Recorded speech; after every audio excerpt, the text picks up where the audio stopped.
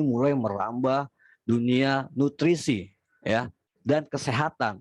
Bahkan dalam perkembangannya, dunia metaverse menjadi bagian terpenting di dalam perusahaan yang akan mengembangkan inovasi digital. Bahkan teman-teman Sobat Jos, sister company kita, Kalbe Nutrisional, menggandeng Weir Group menjadi perusahaan nutrisi pertama yang memperluas jaringan produk serta layanannya ke dunia metaverse. Dalam proyek ini dinamakan Nutrition for Life in Metaverse. Wow, benar-benar Kalbe sudah open ya, sudah membuka matanya untuk teknologi baru ini, teman-teman. Lantas, apakah ini sebuah peluang untuk kita sebagai perusahaan consumer health atau sebuah ancaman? Nah, teman-teman, semakin penasaran bukan?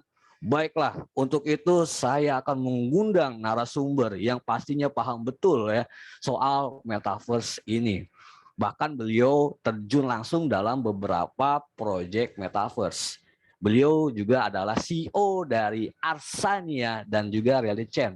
Dan bahkan saat ini beliau menjabat sebagai Vice President dari Asosiasi Game Indonesia. Kita sambut dengan penuh semangat Mas Adam Ardisasmita. Wih, halo. Selamat pagi Mas Adam. Pagi. Pagi. Oke, Mas Adam. Ini Yes. penakar semua Sobat Jos, ada 81 yang join Mas Adam pagi ini.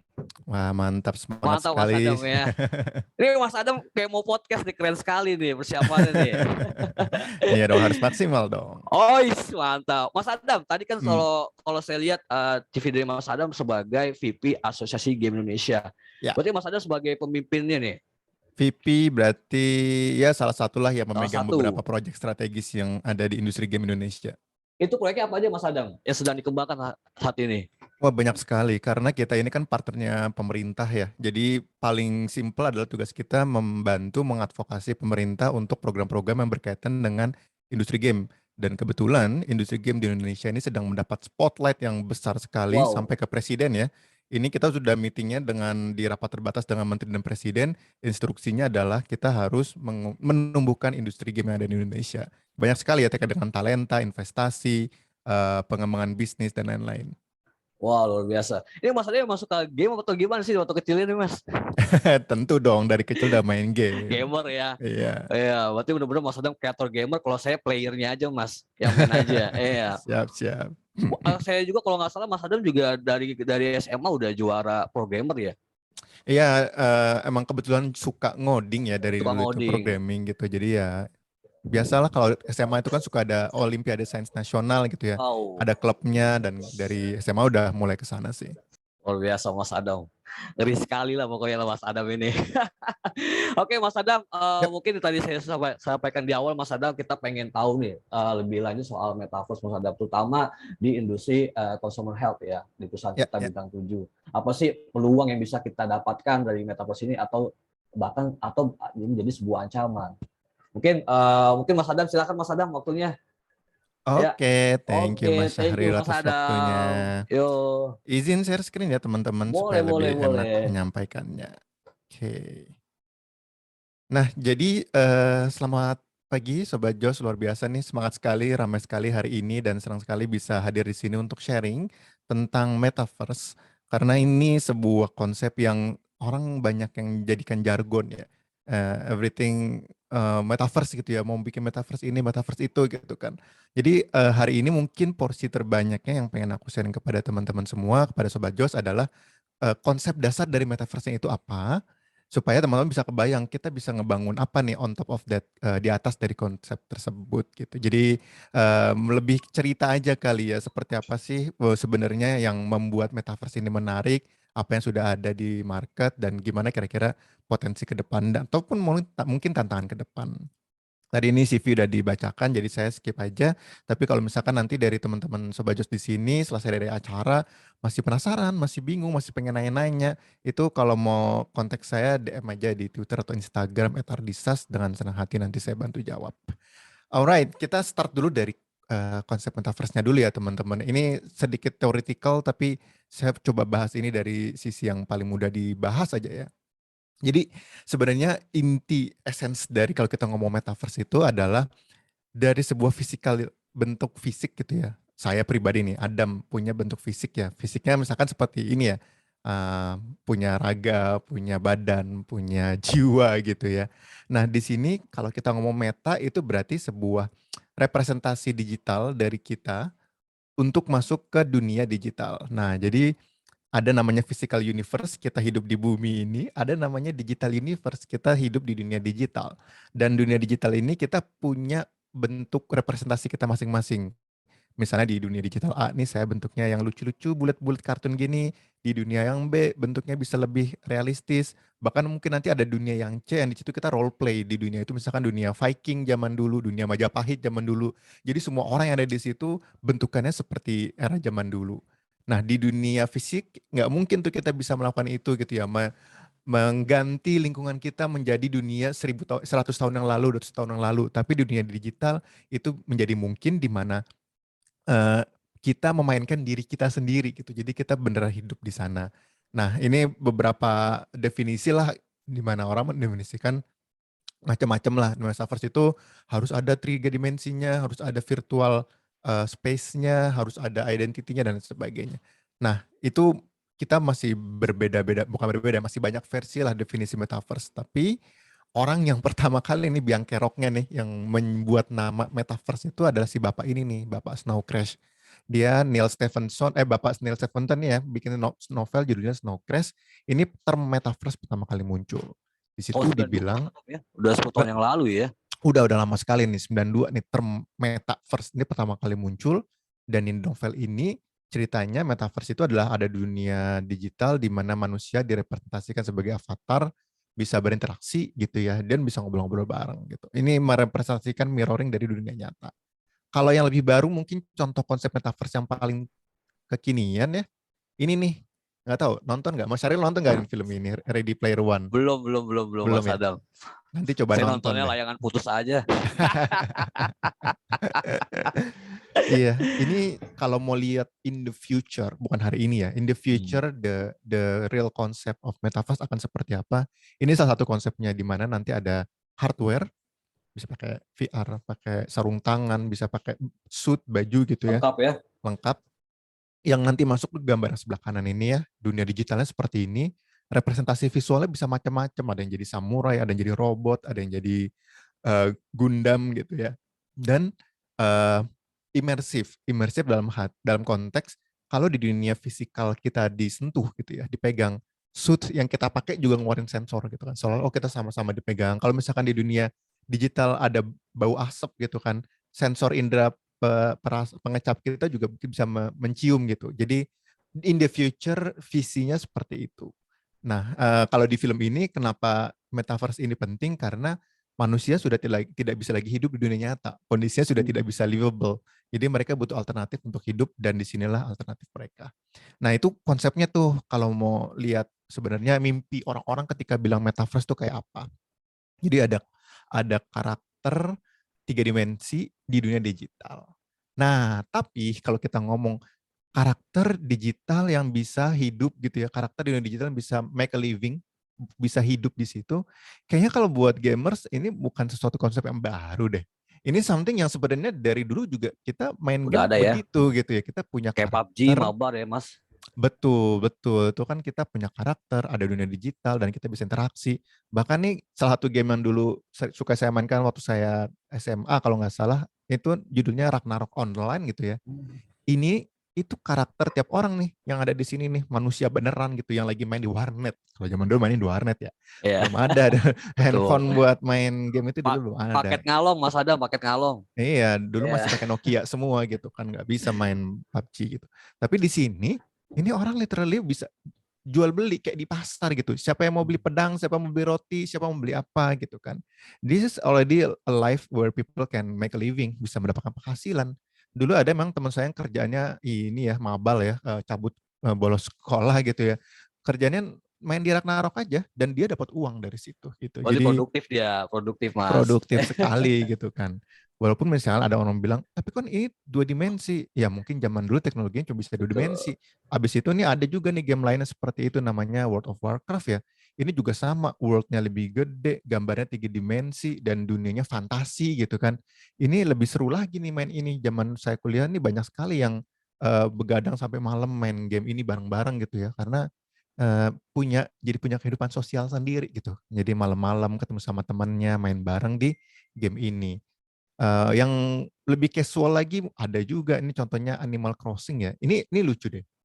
Ini game judulnya Animal Crossing. Di game ini kita ceritanya di apa ya, tinggal di sebuah pulau dan kita bisa mengdekorasi pulaunya, bisa mendekorasi rumah kita di pulau itu gitu kan. Dan menariknya item-item yang kita dekorasi ini bisa dijual. Bisa ditransfer ke orang lain gitu kan. Misalkan ada desainer baju ternama Ivan Gunawan gitu ya, bikin baju di Animal Crossing gitu kan. Mau dong dibuatin baju sama Ivan Gunawan buat karakter Animal Crossing-ku gitu ya. Nah ini di Cina ini ada orang yang emang dia desainer baju, dia tinggal naruh kayak QR code-nya Kris atau OVO-nya gitu ya. Orang bisa datang ke sini langsung bayar, bayar. scan gitu kan. Jadi ya dia literally seorang desainer ya, hidup menjadi desainer tapi di dunia digital. Nah, contoh lain di game, nah ini kalau di kantor saya nih ya, kalau kita kan sekarang kerjanya full remote nih di Arsanesia. Kadang tuh kita kalau lagi bosen meeting di Zoom, kita meeting di dalam game nih. Ini udah kayak khotbah Jumatnya, lihat nih. Ini saya username-nya Sadam di sini nih di Gokil ya. depan. Ini tim-tim saya gitu. Dibandingkan Zoom yang kotak-kotak begini kan lebih seru kayak gini gitu kan. Udah siap perang ini Mas Adam ya. Udah siap perang ini. Lagi briefing tiba-tiba ada musuh lewat. Iya, kadang-kadang ada monster gitu kan lempar batu dari luar tadinya lagi meeting gitu. Oke. Ini experience yang sudah bisa terjadi di dunia Iya, game bener. gitu. Sebelum ada woro-woro metaverse gitu kan. Kemudian yang menarik anak-anak kita. Saya nggak tahu ya teman-teman kalau Ini punya anak Outlook ya. main game ini nggak ya? Ini Minecraft ini udah ada juga nih. Walaupun karakternya, gambarnya kok cuma kotak-kotak doang gitu ya. Apa serunya? Jangan salah, buat anak-anak ini menarik gitu kan. Jadi ini udah menjadi dunia di mana orang bisa main dan bersosialisasi juga gitu. Atau kalau yang lebih kecil lagi, ini Roblox nih biasanya lebih muda lagi mereka mainnya Roblox, itu pun sama gitu kan. Nah itu kumpulan contoh-contoh dari game yang sudah sebenarnya secara esensial ya udah metaverse gitu, apa bedanya gitu kan. Nah pertanyaannya sekarang nih semua orang, kita harus ke metaverse ini, kita harus ke metaverse itu gitu kan. Ada hype yang gede banget, bahkan di G20 Presiden Jokowi di slide-nya ada kata metaverse juga Betul, gitu ya. betul. Wah, ini heboh sekali nih. Presiden kita mau ngomongin metaverse, ibu kota negara yang baru mau ada metaverse-nya. Kemudian banyak artis yang mau bikin metaverse. Iya, tentunya kayak Ransfers ya Mas ya. Ransfers bikin Iya. metaverse, terus Sampai siapa Anang lagi? bikin token asik. Anang bikin token ASIC, terus siapa tuh anaknya Yusuf Yusuf Mansur. Mansur, Iya, iya bikin Firda. token gitu kan. Semua orang ke sana gitu kan. Kita lihat Facebook, dia juga punya nih metaverse, kan ganti nama jadi Meta gitu ya. Dan dia punya produk namanya Horizon World. Ini device punyanya Facebook nih, namanya Quest. Jadi kalau konsepnya Facebook, kita pakai kacamata ini buat ngegerakin tangan kita dan maju mundur di dunia metaverse, mau navigasi, masuk ke dalam sini. Ini punyanya Facebook. Kalau di Korea ada namanya Come to Us gitu ya. Dia kayak Zoom meeting, ada muka kita realnya gitu, tapi ada karakternya juga. Jadi karakternya bisa jalan-jalan, bisa duduk, bisa apa. Tapi ada video kamera meetingnya juga kayak gini. Nah, konsep yang berbeda kalau Microsoft. Microsoft itu lebih ke augmented reality. Wah, ini lebih nyata Mas ya. Dia menggabungkan dunia nyata dengan dunia digital. Jadi ini kalau tadi Facebook itu kacamatanya si Quest-nya itu membuat kita pindah ke dunia digital. Kalau punyanya Microsoft, si HoloLens-nya ini membuat objek digital muncul di depan kita. Ya mirip-mirip game Pokemon Go ya Mas ya.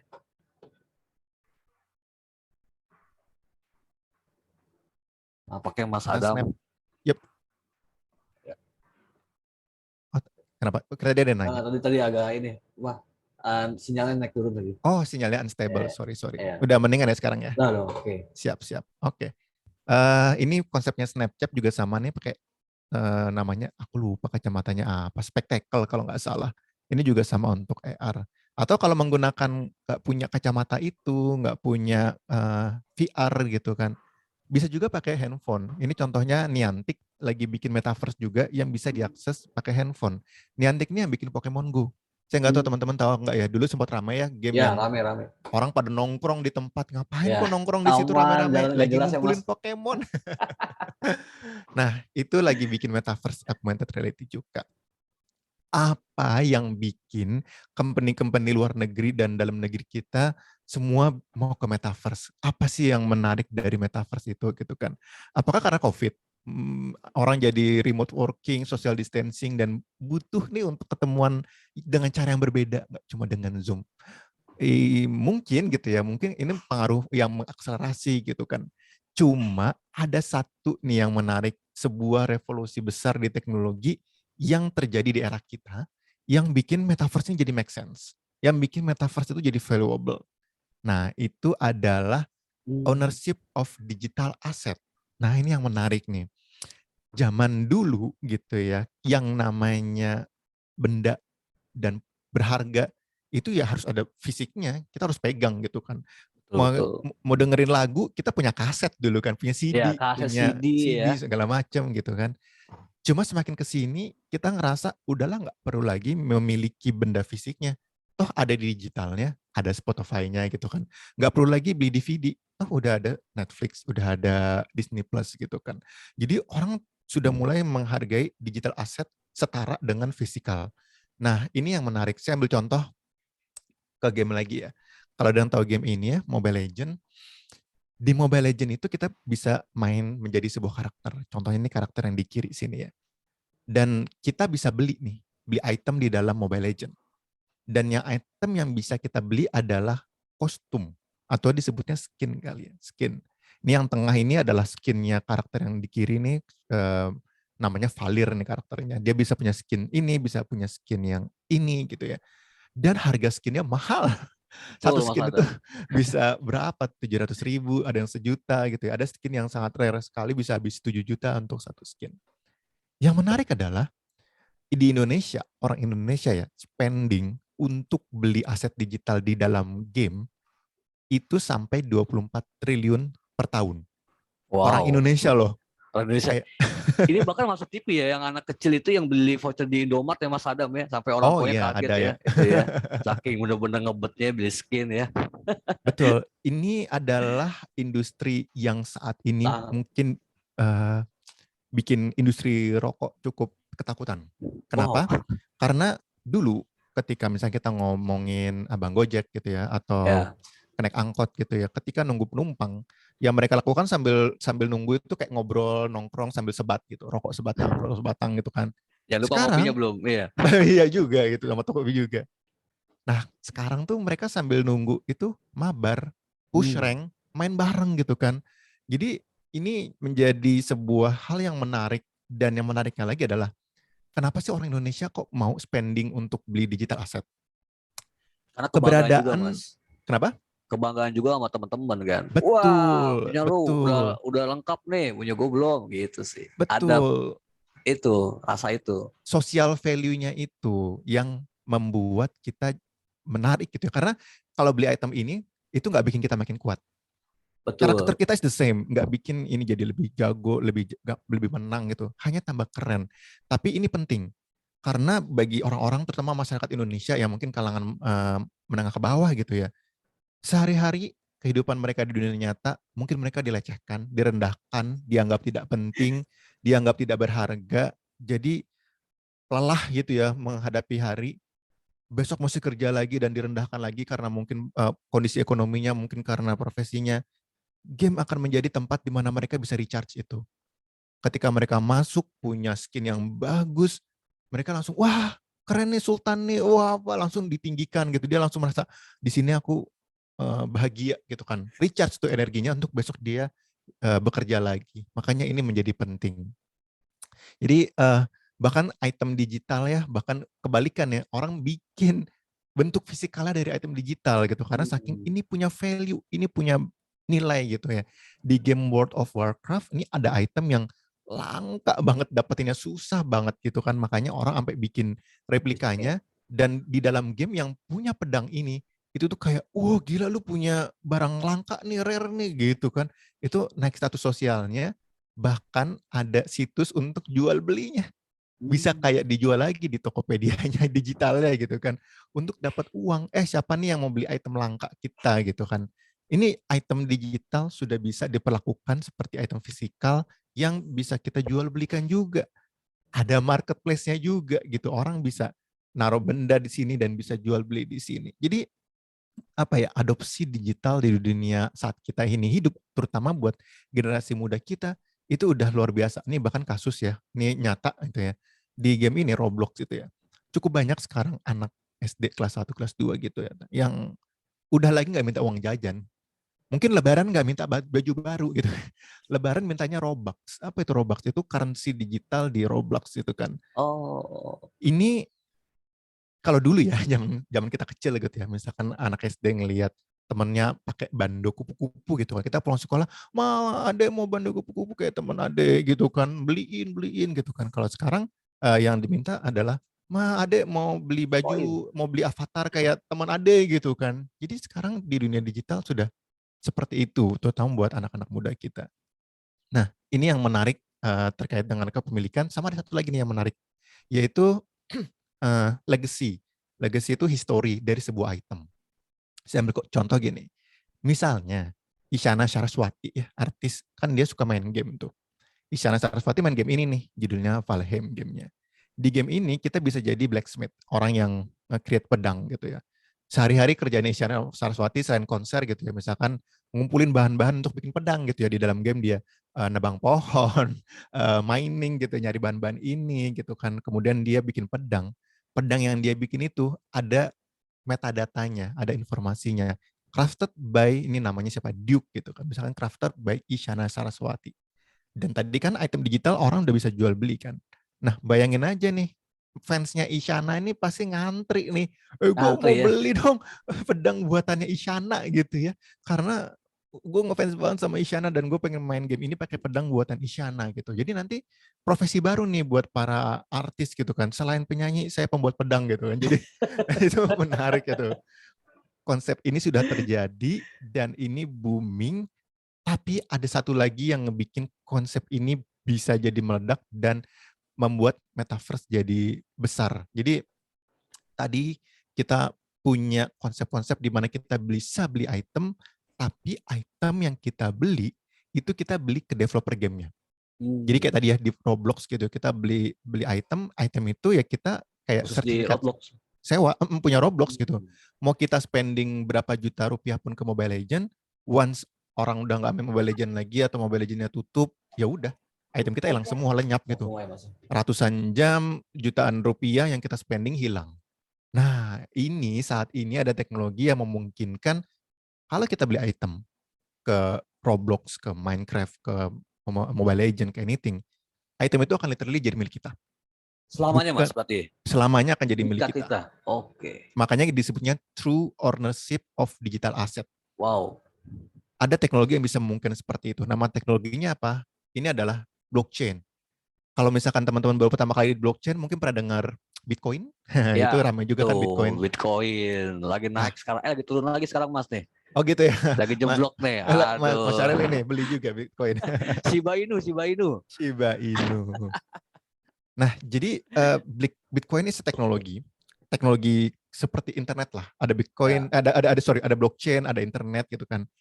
On top of blockchain, on top of the teknologi, ada namanya cryptocurrency. Jadi Bitcoin itu cryptocurrency, ASICS itu cryptocurrency, semua token-token itu kita sebut namanya cryptocurrency. Kemudian di atas teknologi blockchain ada namanya NFT. Nanti kita jelasin dikit. Di atas teknologi blockchain yang Gozali kemarin ramai itu ya. Ya, coba aja Ya, everyday. Gozali Everyday. Gokil sih itu Mas, gokil banget ya. Itu namanya NFT. Di atas teknologi NFT. blockchain juga ada metaverse. Nah, jadi nanti kita akan sedikit ngebahas metaverse yang selama ini ada, bedanya dengan metaverse yang nanti ke depan akan booming ada di sini. Nah, ini saya mungkin nggak akan banyak bahas tentang teknologi blockchain. Ilustrasi singkatnya blockchain gini. Misalkan teman-teman mau transfer uang gitu ya ke orang lain dari A ke B. Prosesnya adalah A bilang ke bank, aku mau transfer 10.000 dari rekening A ke rekening B. Bank nanti konfirmasi, A punya nggak uang 10.000? Oh punya. Kemudian B uangnya sekarang berapa? Misalkan 0 gitu kan. Nanti bank yang akan mengganti gitu ya. Dari A pindah dari 10.000 rupiah tadi ya pindah ke B. Jadi uangnya pindah si B ditambah 10.000, A dikurang 10.000. Nah di teknologi blockchain itu peran bank itu hilang. Bukan lagi bank yang melakukan semua itu, tapi kita sebutnya apa ya? Blockchain itu mungkin lebih gampang sistem kali ya. Ada sistem yang secara otomatis melakukan itu.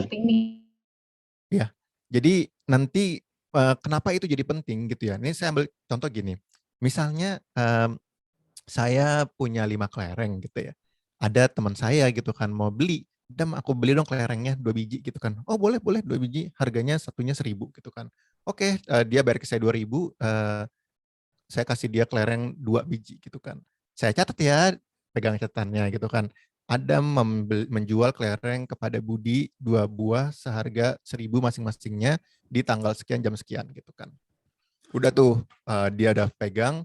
Besokannya saya lihat Budi lagi main kelereng gitu kan. Terus, Bud, itu kelereng gua tuh gitu kan. Enggak kan kemarin udah gue beli gitu kan. Enggak itu punya gua, lihat tuh. Ini kayak seumpama kan kayak gue pegang gitu kan. Enggak, Ya, kemarin kan gue udah bayar, mana buktinya gitu kan. Nih catatannya, di catatan itu saya sebagai pemegang catatannya bisa aja ngeganti catatan itu kan. Nah, kalau betul. di konsepnya blockchain, catatan itu diverifikasi sama ratusan ribuan orang secara bersamaan. Jadi ada komputer-komputer yang bekerja memvalidasi sehingga ada saksi nih menyaksikan oh beneran transaksi dari Adam ke B sudah terjadi. Nah itu kurang lebih konsepnya blockchain seperti itu. Tapi mungkin ini terlalu teknikal, saya nggak akan bahas banyak. Cuma yang tadinya transaksi harus via mediasi, perusahaan yang tugasnya ngecekin catatan tadi itu diganti jadi ada saksi-saksi nih. Kumpulan orang yang tugasnya ini kalau bisa dibilang mining ya, orang yang mining Bitcoin itu, dia sebenarnya menyaksikan dan memverifikasi sebuah transaksi dari A ke B itu valid. Dan once itu valid, catatannya akan ditaruh bukan di server bank atau server manapun, tapi di dalam blockchain ini, jaringan ini. Dan ini anti retas, tidak mungkin bisa untuk diretas gitu ya kalau kita ngomong blockchain. Makanya kenapa bisa bilang true ownership? Karena kita bisa yakin kalau di blockchain ini dibilang pedang buatan Isyana Sarasvati versi ke-321 punyanya Adam, itu tidak akan bisa diretas. Kalau sekarang mungkin bisa aja tiba-tiba Facebook dihack, datanya diganti gitu ya, itu bisa. Ini servernya bukan di servernya perusahaan, this is literally kumpulan jaringan blockchain. Nah, kurang lebih seperti itu konsepnya. Nanti kalau mau ditanya lebih lanjut, boleh. Dan blockchain ini diprediksi akan jadi the next internet. Kita Wow. sebutnya Web3.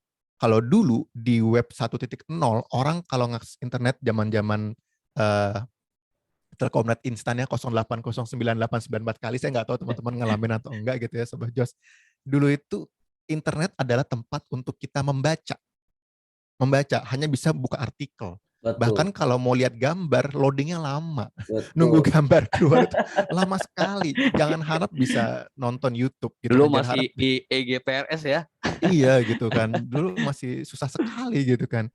Bahkan ya yang kita bisa lakukan seperti baca majalah, ada perusahaan yang punya konten, kita masuk ke websitenya, kita baca.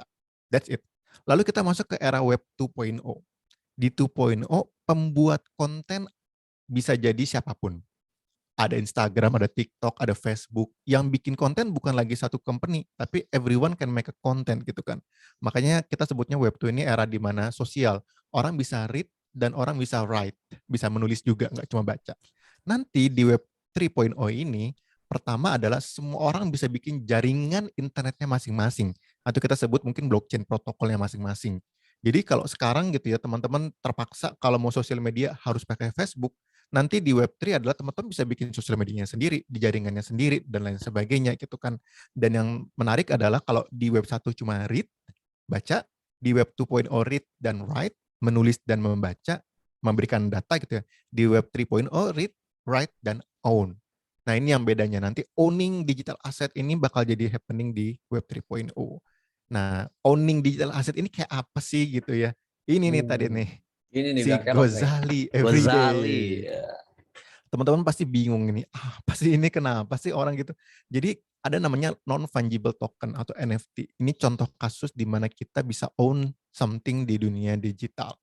Nah, NFT itu sesuatu yang unik dan hanya ada satu. Hanya ada satu dan dia unik gitu, berbeda. Jadi kalau kita ngomong non-fungible gitu, ada yang fungible, ada non-fungible gitu kan. Nah, kalau non-fungible itu something yang unik dan tidak bisa ditukar gitu. Kayak misalnya tadi ya, apa namanya, kalau uang gitu ya, Rp10.000 sama Rp10.000 bisa ditukar gitu kan. Tapi kalau benda gitu ya, bajunya saya sama bajunya Mas Syahril nggak bisa ditukar gitu karena beda gitu, bukan mata uang bisa ditukar belikan. Jadi dia unik, rare, bisa ditukar gitu ya dan punya ownership. Nih contoh lainnya kayak gini ya gitu kan. Orang kan mikir, ini apa ini? Cuma gambar doang. Kenapa orang mau beli gambar gitu kan? Jangan salah.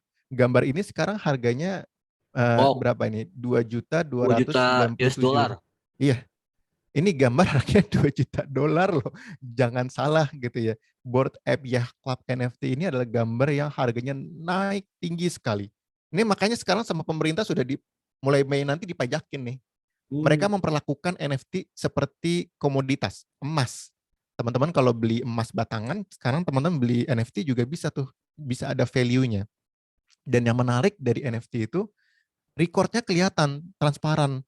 Dari Yamose ditransfer ke 32E464 gitu kan, 7 bulan yang lalu. Kemudian si 32464 ngejual nih ke siapa namanya, Keung gitu ya, 6 bulan yang lalu dengan harga 6 Ethereum. 1 Ethereum itu $3.000, berarti sekitar $18.000 gitu kan. Sampai akhirnya Keung nih jual ke Game Jam 69 Ethereum gitu kan.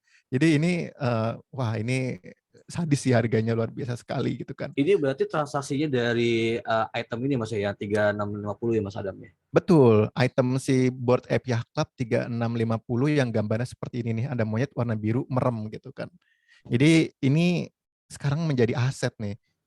Produk-produk Indonesia juga mulai banyak nih yang bikin NFT dan banyak kolektor yang mulai mengumpul NFT. Kenapa Mas sih Adam, harganya?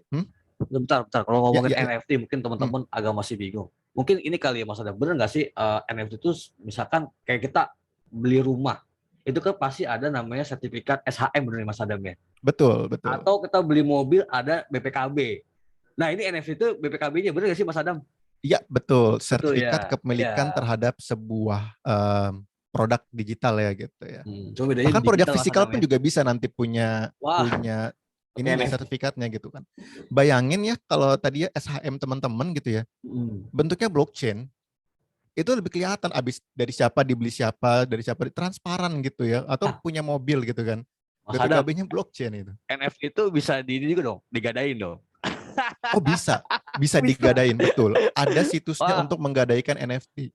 oh, Betul, betul bener, sekali, itu bisa digadaikan, betul. bener ada ya Mas Adam ya? Tadi aku Ada. cuman ini aja sih bercanda. Oh, ada Wah, ya. udah macam-macam sekarang gitu kan. Jadi Mungkin yang benar-benar menjadi banyak peluang pertanyaan ya Mas Adam adalah, ya.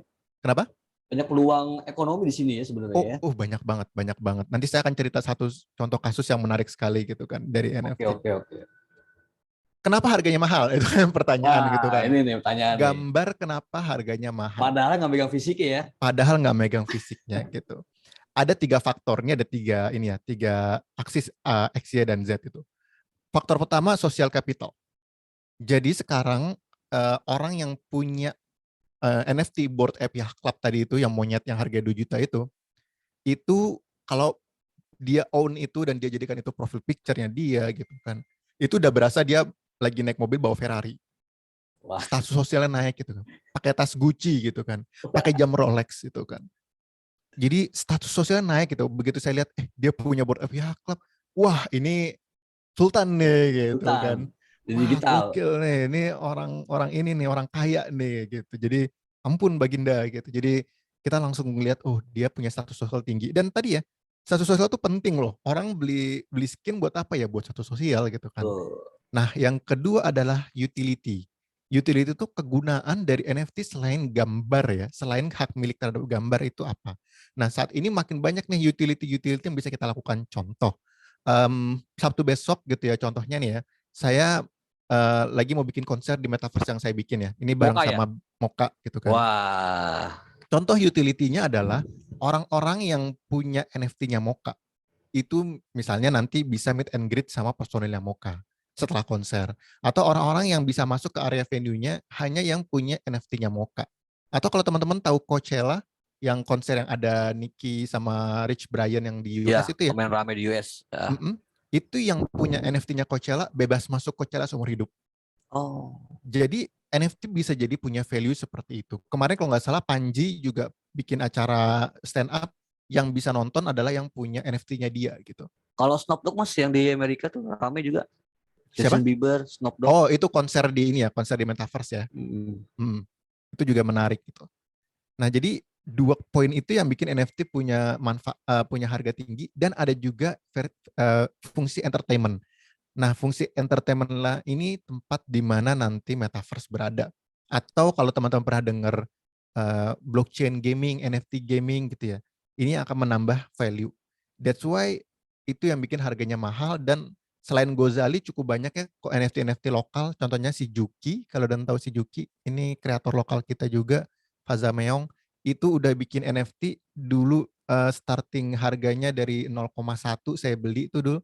Sekarang udah 0,7, udah 1 Ethereum gitu kan. Itu udah naik beribu-ribu dolar gitu kan. Ini project lokal. Yang menarik adalah once si Juki kan Indonesia banget ya, namanya juga Juki gitu ya. Cerita-ceritanya juga anak kos lah, ceritanya apa Indonesia banget gitu kan. Once si Juki bikin NFT, audiensnya langsung global. Langsung seluruh dunia. Itu Twitter handle-nya Juki sekarang ngomongin bahasa Inggris. Karena Wah, fans-fansnya dia sekarang udah gak cuma Indonesia doang, masuk. tapi Inggris gitu kan. Berarti Juki go internasional ya? Oh, Juki udah go internasional. Juki sudah go internasional. Ini udah luar biasa sekali karena NFT ini gitu. Nah, ini contoh utility lainnya adalah Bored Ape Yacht Club yang kayak harganya 2 juta dolar itu, seharga mobil mewah. Itu bulan apa kemarin tuh ya, bulan November atau Oktober, kita ada event di New York, event NFT gitu ya. Itu literally ada event cruise pakai yacht, yang boleh masuk adalah yang punya NFT-nya BAYC itu. Jadi itu udah kayak orang, pernah dengar cerita itu nggak? Ada bisnismen lagi mau mulai bisnis nih. Mereka mau punya, saya nggak tahu bisnisnya apa, lupa gitu kan.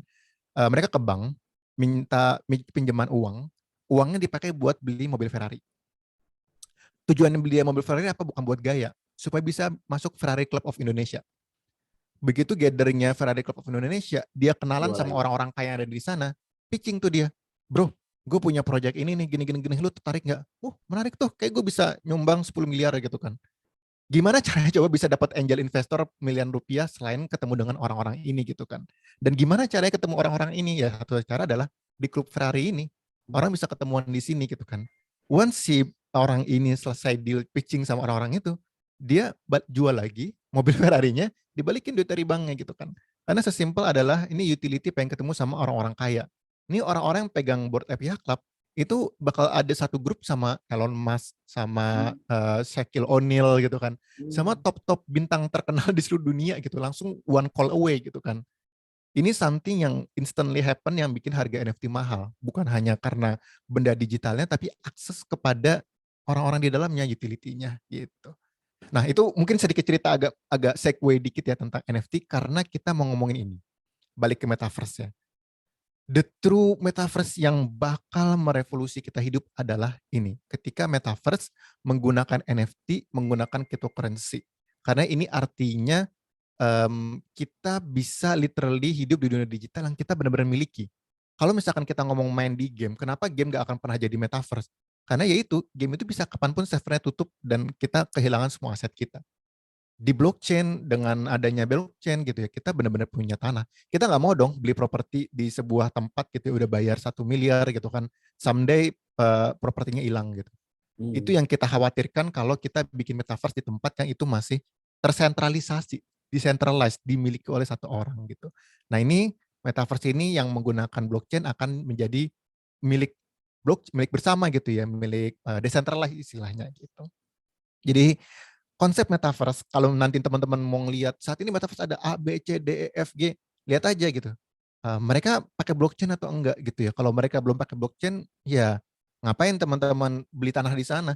Kalau misalkan nanti dia tutup gimana? Kalau misalkan nanti database atau servernya dihack gimana gitu kan. Itu udah spending mahal-mahal gitu kan. Jadi teman-teman perlu lihat dulu nih, ini metaverse-nya menggunakan blockchain atau enggak gitu. Itu nomor satu yang penting. Di mana ada digital ownership-nya, ada digital currency-nya, dan lain sebagainya. Ini contoh-contoh nih kalau kita ngomong tadi ya, saya ambil contoh World of Warcraft, Roblox, apapun, bahkan ada game Web3 ya, Axie itu ya. Axie. Mereka belum metaverse gitu. Yang namanya metaverse in the future adalah, ini technical ya, ini komponen-komponen yang harus ada adalah ini. Nanti teman-teman bisa cek nih, udah bisa nggak dia kita untuk transaksi, bisa nggak kita untuk memiliki objek di dalamnya, bisa nggak kita untuk komunikasi di dalamnya gitu. Jadi kalau itu belum bisa, ya dia belum purely metaverse, dan teman-teman perlu mikir ulang nih sebelum invest ke sana gitu ya, mau nggak nih gitu. Contoh-contoh metaverse yang udah ada yang berbasis blockchain, ini pertama, Sandbox. Sandbox ini lebih kayak Minecraft ya, dia gambarnya kotak-kotak, isinya experience-nya banyaknya gaming, konser. Snoop Dogg konser di sini, Adidas punya tanah di Iya sini, betul. Rovio punya tanah di Terakhir sini, Bang ASBC Mas. Join. HSBC punya di sini. Jadi ini tanah-tanah ini harganya juga udah mahal nih. Jadi tanahnya terbatas dan orang bisa beli dan bisa bangun experience di dalamnya. Contoh lain Decentraland. Berbeda dengan Sandbox, Decentraland lebih fokus ke imersif. Jadi kayak Samsung waktu acara CES kemarin ya, mereka bikin booth-nya di Decentraland, bukan di Sandbox.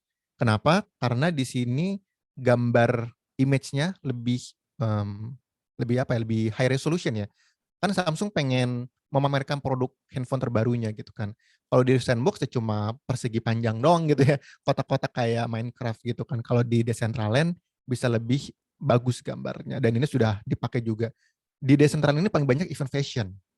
Jadi fashion-fashion kayak Forever 21, apapun gitu ya, itu mereka bikin fashion show di sini. Jadi event fashion yang orang bisa langsung beli aset digitalnya, objek apa, baju tersebut di sini. Bahkan misalnya kita beli bajunya Louis Vuitton gitu ya di dunia nyata, itu bisa dapat kontrak avatarnya di sini gitu, smart kontraknya, bisa punya avatar baju Louis Vuitton juga di sini. Jadi udah mirror aja, kalau kita beli baju di dunia nyata, punya juga baju di dunia digital, dan sebaliknya beli baju di dunia digital dikirim dunia yang fisikalnya juga, itu juga bisa.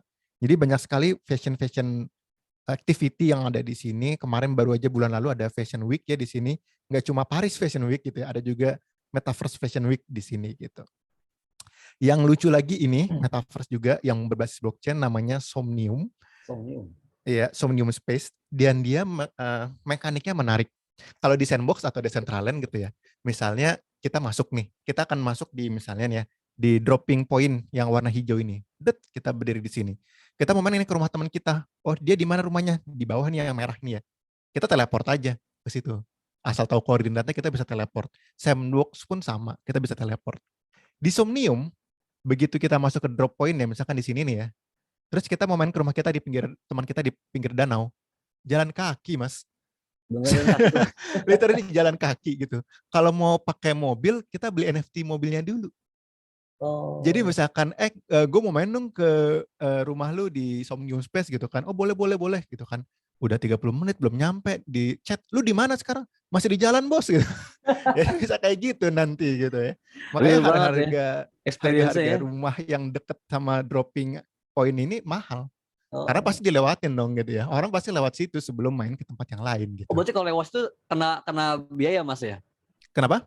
Kalau lewat tempat lain berarti kena biaya gitu, kayak monopoli gitu, kayak main monopoli. Enggak sih, cuma maksudnya kalau misalkan kita punya lapak nih, jualan I don't know, jualan sepatu gitu ya. Kalau lapak kita dekat sama dropping point, semua orang kan munculnya di situ. Mau kemanapun dia pergi nanti, lapak kita kelihatan gitu. Jadi ini lebih lucu lagi nih, kita beneran bisa ngabisin 30 menit jalan kaki doang itu ke tempat lain di Ya Somnium Space. mungkin kalau ngomongin bisnis nih kepala naganya lah ya. Ya, ini Somnium Space. Ada juga nih Crypto Voxel. Ini dia lebih apa ya, lebih kreatif ya, lebih banyak hal yang bisa dilakukan di dalamnya, dan ini juga udah banyak. Dan kalau yang lagi kita bikin, ini versi 2D-nya, versi 2 dimensinya. Jadi kalau ada yang bilang metaverse ini harus 3 dimensi, harus imersif, harus apa segala macam, nggak salah sih. Maksudnya seru sih main di 3 dimensi emang. Ini mirip kayak kalau kita balik ke zaman Telkomnet instan zaman dulu gitu ya. Yang namanya surfing di internet tuh harus bisa streaming, nonton YouTube segala macam gitu kan.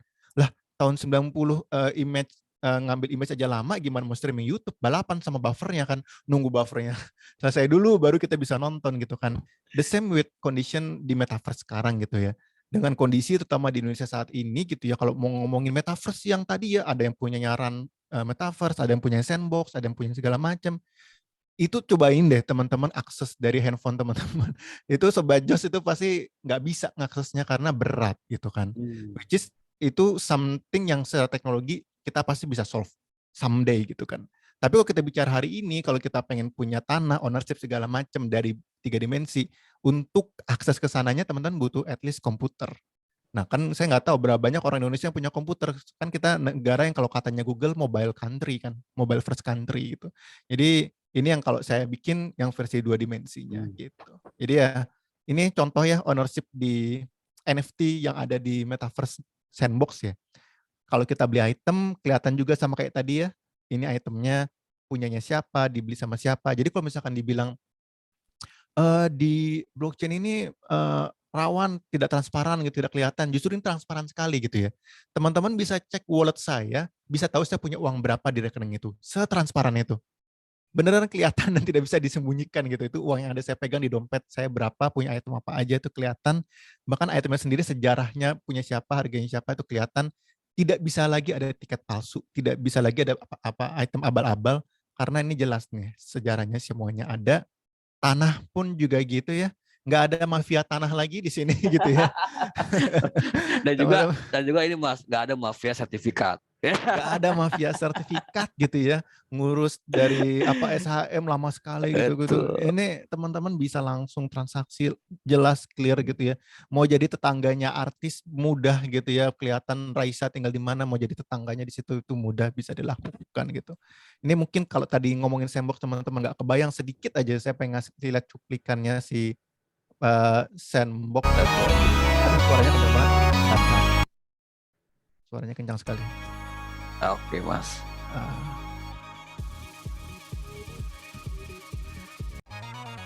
Oh, kok kemundur. Ini video lama nih yang alpha. Sekarang udah alpha 2 nih. Experience-nya lebih banyak.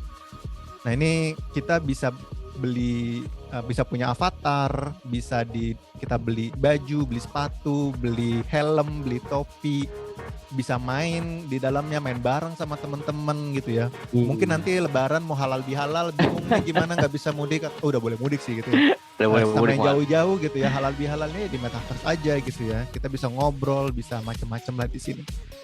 Ya kurang lebih seperti itu. Nah, ini sekarang kita masuk ke pertanyaannya. Oke nih, menarik nih metaverse nih gitu kan. Apa sih tantangannya atau drawback-nya atau hal negatif yang bisa terjadi dari kalau misalkan semua orang sudah pakai metaverse-nya, udah masuk ke metaverse. Tantangan pertama adalah pengguna metaverse pertama yang akan hidup di sana adalah anak-anak. Ini adalah data ya bahwasannya kita sebutnya proto metaverse ya, metaverse yang belum berblockchain seperti Fortnite, Roblox, Minecraft itu sebagian besar penggunanya ini adalah anak-anak dan remaja. Dan mereka pun hari ini sudah menghabiskan waktunya di sana. Bayangkan ketika misalnya nanti sekolah pun adanya di sana, silaturahmi pun adanya di sana, main bareng pun adanya di sana. Itu yang paling berasa adalah kemampuan dari kognitif dan motorik. Ya nggak? Kalau kita sekarang pun juga gitu kan, generasi yang hari ini kita nih yang saat ini pekerja produktif, kita kan sekarang kebanyakan duduk di depan komputer gitu ya. Itu udah kerasa tuh, back pain itu kayaknya udah jadi makanan sehari-hari gitu. Makanya sekarang lagi ramai orang yang kerjanya kretek-kretekin tulang krek gitu. Ya, itu gara-gara ini kemampuan fisikal kita nih beradaptasi nih, jadi tidak perlu berdiri gitu, duduk lama di depan layar, mata kita mungkin adaptasi segala macam gitu-gitu. Ini kita perlu khawatir nih tentang kemampuan kognitif dan motorik dari generasi muda kita. Jadi itu hal pertama yang akan menjadi concern gitu kan. Hal kedua yang akan menjadi concern adalah blockchain itu unregulated, decentralized. Tidak ada middleman yang bisa mengatur gitu ya. That's why kalau kita ngomong misalnya di market BEI ya, Bursa Efek di Jakarta gitu ya. Tiba-tiba nih ada saham yang orang pada jual, rame-rame bandar jual gitu ya. Turun tuh lebih dari berapa poin gitu ya. itu Ya, di hold sama bursa efek betul. Ada regulasi. arahnya, ARB ya Mas ya. Betul, nggak boleh nih lebih dalam dibandingkan ini gitu, untuk mencegah terjadinya something yang vicious. Ada orang yang istilahnya rug pull ya, mengambil untung gitu ya secara berlebihan. Di blockchain tidak bisa begitu gitu ya. Tidak ada regulasinya gitu. 24 Jadi jam Mas. betul, 24 jam marketnya hidup gitu kan. Jadi kalau misalnya kayak ini kasus ada orang bikin Squid Game token gitu ya, Wah, itu bisa tiba-tiba dari harga $2.800 langsung drop ke bawah gitu kan. Orang-orang yang tadinya invest di sini masukin duit, tiba-tiba hilang gitu. Dan hilang. developer yang ngerjain ini ya dia hilang, dia pergi kabur gitu, tidak jelas gitu kan. Nah ini teman-teman juga nih kalau ngelihat ada token-token buatan lokal, buatan luar negeri gitu ya, itu dicek dulu nih, dia valid atau enggak nih. Kalau di Indonesia dia terdaftar di Bapeti atau enggak tuh, di bawah Kementerian Nah, Perdagangan tuh ya. tapi menarik Mas kalau ngomongin tadi koin kan. Kayak contohnya kayak koin ASIC kan. Di Ya. awal listing dia di Indodax kan sekitar Rp80 ya. Sekarang tinggal Rp9 Mas. Tinggal Rp9, betul. Iya, itu Ya, memang sangat mungkin terjadi gitu. Jadi ini karena tidak ada regulasinya, teman-teman harus benar-benar belajar. Nah ini tantangan ketiga adalah ini. Orang Indonesia nih ya, kita ini pertama masih kaget. Pertama literasi kita rendah ya. Kemampuan kita untuk membaca rendah. Kita malas baca gitu ya. Kalau ada informasi apa skip. Kalau disuruh kirimin dong OTP-nya ya kita kirim aja. Klik dong link ini kita klik gitu. Kita malas baca, satu itu. betul. Literasi kita minim, apalagi literasi digital kita. Makanya kalau ada kasus rekening bank hilang apa segala macam, apa uang segala macam, most of the case itu social engineering. Artinya kesalahan kita sendiri gitu, karena ngeklik sembarang link apa segala macam gitu. Nah, ini lagi nanti kita harus mengajarkan literasi hidup di dunia metaverse. Di dunia metaverse ini lebih challenging lagi gitu ya. Kalau sekarang gitu ya, misalkan kita pengen punya anak yang punya value sama dengan kita, misalnya nggak boleh, kalau di Indonesia kan value-nya nggak boleh LGBT, nggak boleh nggak boleh porn, nggak boleh gambling gitu kan. Itu kan value yang kita believe di Indonesia, sehingga kita bisa memfilter hal-hal tersebut untuk masuk ke Indonesia. Di metaverse, teman-teman bisa masuk ke Decentraland, lagi datang event fashion show, sebelahnya langsung tempat judi. Itu bisa terjadi gitu kan. Dan kalau kita tidak, jadi fungsi IP protection, censorship, moderation, dan everything, nggak bisa lagi kita serahkan kepada pihak ketiga. Either itu negara, company-nya, atau apapun, kita yang harus bisa melakukan itu sendiri. Jadi makanya misalkan kalau kita ngomong di dunia metaverse gitu ya, misalkan ada orang berkata kasar nih, ngomong apalah gitu yang kasar gitu ya. Di beberapa game atau sosial media itu bisa di take down kan. Di Ya. Facebook ngomong kasar membuat apa, kalian Report. bisa di-ban, di-report dan di-ban segala macam. Di metaverse yang nanti modelnya bukan lagi si company-nya yang nge-ban, tapi kita yang nge-ban orang itu. Kita yang nge-mute. Misalnya ketemu orang itu ya, ini ada orang ngomong kotor mulu gitu ya, yaudah kita remove dia. Jadi kita nggak bisa lihat dia kehidupan kita. Saya nggak tahu teman-teman nonton serial di Netflix nggak, ada namanya Black Mirror ya. Itu persis kayak gitu, kita bisa benar-benar nge-mute orang sehingga kita tidak perlu mendengar atau tidak perlu melihat dia lagi. Jadi ini something yang akan jadi masalah besar nih nanti ke depan kalau kita tidak mempersiapkan anak-anak nih. Kalian misalkan contoh nih, teman-teman nanti mau bikin metaverse sendiri gitu ya. Kan nggak bisa memfilter siapa yang masuk gitu ya. Semua orang bisa masuk dan bisa doing anything di sana gitu. Jadi itu akan jadi tantangan besar karena regulasi itu agak sulit dilakukan. Tapi di tengah tantangan tersebut kan both side of coin ya, ada positif ada negatif gitu ya. Kalau dimanfaatkan dengan baik itu banyak positifnya. Yang pertama nih opportunity-nya. Ini saya pengen ngasih lihat ada grafik ini bagus banget namanya Gartner Hype Cycle. Itu dia membuat prediksi dalam beberapa tahun ke depan teknologi apa yang bakal diadopsi secara mainstream. Dan biasanya trennya ketika ada inovasi baru, dia hype nih sampai atas nih. Orang punya ekspektasi tinggi gitu. Lama-lama hype-nya turun, gitu kan. Terus abis itu tanpa sadar lama-lama itu akan mainstream. Nah, ini prediksi dari Gartner ini menarik nih. Saya pengen ngasih lihat dulu yang tahun 2010. Untuk membuktikan benar nggak ya, dia kalau bikin prediksi valid nggak ya, kejadian nggak ya hari ini gitu ya.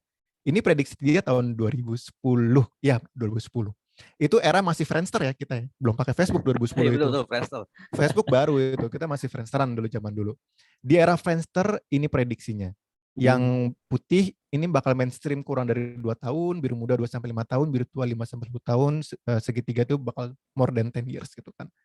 Ya zaman masih kita Facebook kan udah dibilang microblogging bakal terjadi 2-5 tahun ke depan. Bener kan sekarang kita Instagram, Twitter, TikTok, that's a microblogging. 4G bakal terjadi dalam waktu 5-10 tahun ke depan. Bener kan kalau nggak salah sekitar mungkin 5 tahun 6 tahun lalu semua orang 4G dan sekarang kita udah ngomongin 5G gitu kan. Cloud computing ya ini kayak semua orang udah pakai cloud computing juga gitu. Bahkan yang agak lama-lama juga misalnya internet TV, sekarang mah orang kalau beli smart TV, iya betul. Udah nggak perlu lagi pakai antena gitu kan. Saya nggak tahu masih ada nggak yang nonton TV channel lokal gitu kan. Jadi kita bisa lihat ya seberapa akurat prediksinya si Gartner dan apa prediksi dia di tahun ini. Nah itu kan yang menarik. Nah ini 2000 tahun lalu ya 2021, 2022 saya belum megang gitu kan. Ini banyak item yang saya sebenarnya nggak tahu ini benda apa ini. Generatif AI ini makhluk apa ini, composable network ini apa gitu. Saya juga masih belum tahu quantum machine learning ini apa. Cuma yang teman-teman perlu lihat adalah ini nih, non-fungible token. Ini akan mainstream dalam waktu 2-5 tahun ke depan gitu. Sekarang mungkin sedang peak-peaknya di Indonesia. Ada Gozali, ada metaverse-metaversean, ada si Faza bikin Juki, ada Anyone, ada token-token lokal gitu ya. Teman-teman expect hype ini akan hilang. Pasti ini akan hilang. Bahkan turun gitu kan. Sampai akhirnya tanpa sadar itu akan jadi mainstream. Nah, ini bedanya company yang inovatif sama company yang cuma ngikutin tren. Ketika dia ngikutin tren, ketika hype-nya turun, udah ya kayak kita nggak lanjut lagi project ini, kayak ini nggak punya masa depan gitu kan. Contoh ini yang real aja, Internet of Things, IoT. Dulu tuh waktu hype-hype-nya semua orang ngomongin, smart city, smart apa, smart ini, smart itu. Semua orang bikin startup, bikin perusahaan berbasis IoT gitu kan. Terus tiba-tiba hype-nya hilang. Orang-orang cuma ngikutin tren, udah tuh, nggak lanjutin tuh ngembangin IoT-IoT-an gitu kan. Akhirnya hari ini yang sukses siapa? Bardi, Google Nest, yang sukses company-company yang emang believe this is gonna be the future. Lu semua ngikutin tren doang, ngikutin hype doang, udah nggak ngelanjutin, gue ngelanjutin dan sekarang semua IoT di rumah pasti ada tuh, smart lamp lah, Xiaomi, smart apalah, Bardi, smart apalah itu gitu kan. Jadi titik ini adalah yang membedakan company yang inovatif sama yang tidak gitu ya. Yang hanya ngeliat this is gonna just a trend sama ngelihat this is gonna be the future. Dan Gartner ini udah bilang this is gonna be the future. Jadi suka nggak suka, baik itu dari kita yang mau bikin maupun orang lain yang bikin, dalam waktu 5 tahun ke depan orang akan mengakses NFT sesimpel kayak orang udah nggak peduli lagi. Oh ini HTML5 ya. Tapi mereka taunya internet, gue mau transfer duit, gue pakai HTML5 gitu kan. Sama NFT juga gitu, nanti 5 tahun lagi orang udah nggak tahu lagi apa sih blockchain, udah nggak mikir itu, mikirnya oh gue mau beli tanah tersimpan di kota di blockchain gitu kan. Nah makanya ini penting sekali untuk menjadi bagian jadi orang-orang yang pertama nih, karena orang-orang yang pertama masuk ekosistem ini dan yang konsisten itu bakal jadi the winner of the market. Sukses gitu. Seperti Gozali tadi Mas ya. Seperti Gozali tadi, sukses ya. Nah, yang kedua yang menarik adalah ini, the capital. Kalau kita ngeliat laporan keuangannya Facebook, wah berapa billion dolar, berapa ratus triliun gitu kan, Google gitu kan. Kita nggak peduli gitu. Karena yang kaya mereka gitu ya. Yang dapat duit mereka gitu ya. Makin kaya Mark Zuckerberg-nya, yang makin kaya si Jeff Bezos-nya, Elon Musk-nya, kita nggak peduli gitu. Tapi kalau kita ngelihat di metaverse, kalau misalkan dia bilang transaksi yang terjadi di Sandbox itu 222 juta dolar di 2021 doang gitu ya. Itu yang senang adalah orang yang tinggal di Sandbox. Kenapa mereka senang? Karena transaksi yang terjadi ini kembali ke orang-orang yang bekerja di dalam metaverse-nya, bukan kepada Sandbox-nya. Hah? Bekerja di metaverse? Emang ada pekerjaan apa? Nah, ini adalah pekerjaan-pekerjaan baru yang akan hadir di dunia metaverse. Ada 3 layer. Pertama, metaverse builder atau metaverse developer, yaitu orang-orang yang membuat metaverse-nya, seperti yang bikin, kalau di kami yang bikin metaverse, Rans, ya kebetulan yang bikin metaverse namanya Sinta VR ya. Sinta VR bikin metaverse. Nah, itu company-company yang kerjaannya membuat dan memaintain metaverse. Itu bakal jadi the new job opportunity. Banyak sekali job postingnya sekarang untuk kerja di blockchain teknologi. Kedua, akan ada pekerjaan yang namanya experience creator. Orang yang build the experience on top of di atas dari metaverse-nya. Contoh saya punya metaverse reality chain tadi ya. Akan ada orang yang dibayar as arsitek untuk ngedesainin rumah saya gitu. Saya beli tanah di reality chain, di metaverse. Tapi saya nggak bisa ngedekorasi, saya mau bikin itu jadi bagus. Kamu bisa nggak dekorin itu gitu kan? Dia bisa nge-hire orang itu untuk ngedekor. Atau nge-hire kayak, saya mau bikin launching produk di metaverse gitu kan. Saya mau ada activation-nya dong, mau ada game misalnya, lempar bola masukin ke keranjang gitu kan. Bisa nggak kamu bikinin ini di atas tanah yang saya punya gitu kan. That's the new developer yang kita sebut experience creator yang bikin experience on top of metaverse-nya gitu kan. Atau sesimpel yang create NFT-nya. Misalnya di metaverse-nya Reality Chain gitu kan, saya kerjasama dengan Ivan Gunawan gitu kan. Ivan Gunawan ya udah bikin baju-baju buat dipakai gitu kan. Jadi yang main di Reality Chain bisa nih pakai baju buatannya Ivan Gunawan gitu kan. Atau bisa kerjasama sama sepatu Brodo gitu ya. Brodo bisa jualan di situ gitu. Jadi ada orang-orang emang kerjaannya bikin aset digital untuk dijual di dalam metaverse-nya. Jadi dia nanti punya lapak yang isinya NFT-NFT yang dia miliki yang bisa dibeli dan dipakai di dalam metaverse tersebut. Nah ini kerjaan baru nih, sama yang terakhir nomor 3. Ini yang menarik. Ketika metaverse nanti sudah mirroring dari apa yang di dunia nyata, which is not every business ya, not every jobs gitu ya, udah terjadi di sana, ini bakal jadi hal yang menarik. Contohnya kami pernah ngobrol sama distributor headphone. Distributor headphone udah bilang, Mas kita udah siap all in full ke metaverse. Kita bakal bikin semua orang yang beli headphone kita secara fisik dapat NFT-nya, dan semua orang yang beli NFT-nya dapat headphone secara fisiknya. Nah, makanya kalau ada orang mau nanya-nanya tentang produk-produk headphone kita, bisa datang ke mall, ke distributor kita, atau kita bisa punya toko juga di metaverse. Jadi dia udah nyiapin CS yang standby shift-shiftan buat jaga toko di metaverse. Nah ini pekerjaan baru nih, tadinya kalau misalkan penjaga toko gitu ya, itu harus bangun pagi, naik kereta, macet-macetan ke, I don't know, ke Mangga 2 gitu ya, berdiri dari pagi sampai sore gitu kan. Ini teman-teman sama-sama jago toko, tapi tinggal melek, buka laptop, jaga toko, ada customer jawab-jawabin gitu ya, selesai tutup laptop, tidur lagi gitu kan. Dan this is gonna be the new experience ketika orang-orang memindahkan experience itu ke digital, mau itu jaga toko, ke CS bank, anything lah, itu bisa ada di situ gitu kan. Itu bakal jadi something yang menarik banget dari sisi ekonomi. Nah, jadi ini siap-siap aja dan nah ini yang paling menarik. Kita kan di Indonesia living cost rendah ya. Terus harga dolar mahal ya. Misalkan teman-teman biasa jadi SPG gitu ya. Menjelaskan produk handphone gitu, Samsung gitu misalnya sebut merek. Misalnya kan selama ini diminta, kita mau ada pameran di ICE BSD gitu ya. Kalian jadi SPG ya, boleh per hari dibayar berapa? Dibayar 1 juta gitu misalnya. Buat kita pas-pasan lah sehari bayar 1 juta, tapi nggak apa-apa lah pekerjaan gitu ya. Ini teman-teman diminta Samsung buat isi event di Barcelona.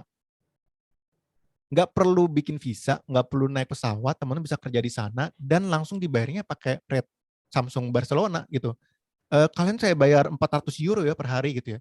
Buat orang Eropa mah itu murah karena di sana mahal kan hidupnya. Tapi buat kita, sehari 400 euro gitu kan. Wah, nice banget itu. Artinya apa? Memberikan potensi peluang ekonomi untuk kita bisa global gitu. Kan banyak ya pengen jadi TKI gitu ya karena di sana lebih sejahtera gitu. Sekarang teman-teman bisa jadi tenaga kerja ke luar negeri, tapi tetap dari kasur masing-masing gitu ya. Jadi ini peluang yang menarik sekali gitu untuk kerja juga. Nah, terakhir nih peluang yang menarik menurut saya adalah accessibility. Pertama tadi itu yang sebelah kiri tuh ya, teman-teman mau dari manapun di atas pohon gitu ya, bisa jaga booth di Swiss, jaga booth di Eropa, dimanapun gitu ya, udah lagi nggak ada batas. Yang nomor 2 yang menurut saya paling penting, kalau mau jadi SPG, kan ada syarat tingginya harus gimana, mukanya harus gimana gitu kan, harus ganteng segala macam. Which is itu something yang nggak bisa kita ubah. Something yang membuat kita nggak mau menghalangi terhadap opportunity apapun ya. Orang yang jelek mungkin, orang yang punya keterbatasan fisik mungkin, itu jadi tidak bisa hidup, tidak bisa mencari kerja, tidak bisa punya peluang yang sama dengan orang yang physically available gitu kan. Metaverse ini membuat orang dengan berbagai macam kondisi jadi bisa hidup normal, bisa mencari nafkah, bisa bersosialisasi, bisa fulfill lah hidupnya secara sosial ekonomi gitu. Itu bisa terjadi di metaverse. Contohnya kalau ada yang tahu film Avatar ya, Avatar yang biru ya, yang itu kan mirip konsepnya, ada tentara lumpuh tidak bisa Ya, lagi bertugas, dengan konsep metaverse dia bisa bertugas lagi tugas. gitu. Ini pun sama gitu. Kalau sekarang orang yang lumpuh nggak punya masa depan, aduh nanti kamu kerjanya apa, jadi beban keluarga segala macam. Nanti ya udah kita bisa kerja anything di dunia maya, di metaverse gitu. Jadi itu potensi-potensi yang sebenarnya bisa terjadi, dan banyak sih sebenarnya use case lain, beberapa sudah saya mention gitu ya. Contohnya nih Gucci udah bikin event di Roblox, Balenciaga bikin kolaborasi di Fortnite, tadi ya Samsung bikin event di Decentraland, bank, aduh ini bank yang paling rame nih. Dulu ya waktu awal-awal blockchain itu, orang-orang di dunia perbankan tuh pada bilang, blockchain is a scam. Lebih mending beli pisang dibandingkan beli kripto gitu, karena pisang bisa dimakan, kripto nggak jelas gitu kan. Sekarang mereka ngelihat udah mulai sadar teknologinya, udah mulai lihat potensi ekonominya, growth dari marketnya, semua bank sekarang bikin di metaverse. JP Morgan, Hana Bank, HSBC, every bank. Ini saya diajak meeting sama bank di Indonesia banyak banget yang pengen bikin experience di metaverse gitu ya. Jadi ini kayak ya akhirnya orang melek ya, samalah dulu ya kalau misalkan ada video di YouTube menarik. Pertama kali internet konsepnya dimunculkan kalau nggak salah 90-an awal lah gitu ya. Itu ada talk show di US yang itu narasumbernya mendebat. Narasumber yang bilang internet gonna be the future. Dia bilang, ngapain kita bayar pakai komputer buat ngelihat informasi yang itu ada di yellow page saya gitu kan. Kan si orang itu kan bilang, dan dengan internet kita bisa lihat nih ada maps, ada apa, ada nomor teleponnya, informasinya semua tersedia di internet. Ditantang tuh. Ini saya ada yellow pages nih, semua informasi ada di dalam buku ini. Ngapain saya perlu internet? Kita punya surat nih, kita sudah bisa berkomunikasi, kita punya telepon, ngapain saya perlu apa tuh apa email gitu. Dulu digitu-gituin tuh internet zaman dulu gitu ya. Dijelek-jelekin kayak udah ada kok, ini ngapain pakai itu, orang kagak ada yang mau bayar buat cuma ngeliat gituan. Sama nih blockchain juga digituin gitu kan sama orang-orang, dan sekarang orang-orang udah pada beralih semua ke sana. Nah ini mungkin sekadar ide aja nih, dari tadi konsep banyak sekali, mungkin teman-teman nanti bisa brainstorm banyak sekali ide yang bisa dilakukan ya, buat teman-teman kira-kira apa, macam-macam ya, mulai dari bikin customer experience untuk engage. Jadi sekarang kita punya market baru nih, market orang-orang yang bisa dibilang melek finansial ya, karena literasi finansial ini lagi jor-joran banget, yang itu saham, reksadana, dana darurat, asuransi, kripto, bahkan kemarin ada apa yang gara-gara orang kejebak afiliator itu gitu kan. Artinya Binary option. iya betul gitu kan. Artinya keinginan orang untuk masuk ke dalam ekosistem finansial itu mulai ada. Di sini teman-teman bisa engage ke market yang baru. Ini adalah market orang-orang yang sudah ada di metaverse, yaitu orang-orang yang pengen improve their quality dari sisi finansialnya gitu ya. Mungkin nggak literally direct ke produknya teman-teman ya di Bintang 7 gitu ya, tapi bisa jadi jembatan. Contohnya Jazz Goes to Campus ya. Produknya kan konser musik gitu ya. Tapi mereka juga bisa bikin NFT gitu. Dan orang yang beli NFT itu adalah market yang emang pengen enjoy the music, ada juga market yang emang pengen dapetin value of ekonominya. Ini bisa jadi revenue source baru nih bagi JGTC. Dan mungkin juga bagi teman-teman gitu ya, untuk meng-cater orang-orang yang pengen misalnya dari sisi finansial pengen improve di situ. Jadi bisa aiming dari sisi sana sambil mungkin branding secara subliminal ya. Bahwasannya Bintang 7 sudah masuk ke teknologi dan kita siap untuk hadir juga engage dengan teman-teman yang ada di sana. Itu satu. Yang kedua, bisa juga engage new customer yang itu sifatnya creator. Kalau misalkan di saat ini teman-teman misalkan bikin campaign, bikin apapun, ide kreatifnya dari teman-teman, interaksinya dari teman-teman, produknya dari teman-teman gitu ya. Once misalnya teman-teman mau bikin event bareng sama siapa, ngumpul bareng, gathering, bikin lomba. Siapa yang bisa bikin baju dengan tema apa, misalkan lagi mau bikin temanya kesehatan, atau bikin visual ilustrasi gitu, atau bikin komik atau apa segala macam gitu ya. Teman bisa engage itu ke para creator, mereka bisa bikin NFT-nya, dan yang menarik adalah gini, ketika NFT itu dibuat, misalkan ada namanya royalti. Misalkan royaltinya 10%, 5%, atau 20% gitu ya. Misalkan teman-teman bikin NFT, I don't know, komik gitu ya, komik tentang edukasi kesehatan, harganya misalkan 10.000. Ketika orang beli komik itu gitu ya, ke Bintang 7 gitu. Orang bayar 10.000, dia dapat komiknya, teman-teman dapat 10.000 rupiah. Terus misalnya ini komik ini ternyata nanti punya utility yang banyak, apa segala macam, harganya naik jadi 100.000. Orang jadi kayak, wah ini komik Bintang 7 yang ini nih langka nih, kita harus pengen koleksi nih, atau gara-gara pakai komik ini kita jadi bisa ikut event A, B, C, gara-gara punya NFT ini kita dapat diskon A, B, C yang menarik gitu ya. Harganya naik jadi 100.000. Kemudian ada orang nih yang lagi punya 2 komik, itu beli 2 tadinya kan. Dia mau jual 1 gitu ya. Dia jual, dari penjualan 100.000 rupiah komik buatan NFT-nya Bintang 7 itu ke orang ketiga gitu ya. Si royalti 10%-nya, berarti 100.000 dikali 10%, 10.000. Masih masuk ke Bintang 7. Jadi ini yang bikin para musisi, para komikus, para artis itu sangat excited buat NFT. Royaltinya jelas gitu. Semua penjualan lanjutan, walaupun sudah bukan kita yang ngejual langsung, kita tetap dapat. Dan itu dijamin oleh blockchain. Kalau sekarang kan misalkan teman-teman bikin musik, nanti kalian dapat royaltinya, dikirimin setiap tahun gitu, kita nggak tahu. Bener nggak sih orang yang beli segitu, ya kan? Bener nggak sih yang kita dapat royaltinya segitu? Kalau ini jelas gitu kan. Jadi teman-teman sebagai creator dari NFT-nya akan tetap bisa dapat royaltinya. Itu satu. Yang kedua, kemudian tadi utility, punya NFT-nya bisa dapat diskon, punya NFT-nya bisa ikut event ini, punya NFT-nya bisa apa segala macam gitu ya. Itu contoh-contoh yang menarik juga bisa dilakukan. Atau kalau misalkan kayak kita belum mau engage terlalu dalam ke situ, ya cukup sponsorship event aja di metaverse. Contohnya kalau misalnya Panji mau stand up di event gitu kan, punya NFT ya teman-teman kerjasama aja sama Panji, yuk NFT-nya kita barengin sama campaign-nya Bintang 7 gitu. Misalnya Berarti NFT misalkan Panji ada logonya gitu ya Mas, logo Bintang 7, logo brand misalkan. bisa ada logonya, bisa ada utility-nya. Kalau punya NFT Panji X Bintang 7, beli item di Tokopedia, beli apa segala macam bisa diskon, atau kalau datang ke toko bisa dapat apa gitu-gitu. Itu sangat mungkin. Jadi opportunity-nya luas sekali, baik itu untuk dari sisi marketing, engagement, model bisnis baru, segmentasi market yang baru, banyak sekali hal yang nanti bisa teman-teman coba explore ke depan. Paling itu kalau dari saya yakin teman-teman yang Oke. lebih paham bisnisnya, lebih punya ide lebih banyak lagi. Intinya adalah ekosistem ini adalah ekosistem yang mengedepankan kolaborasi.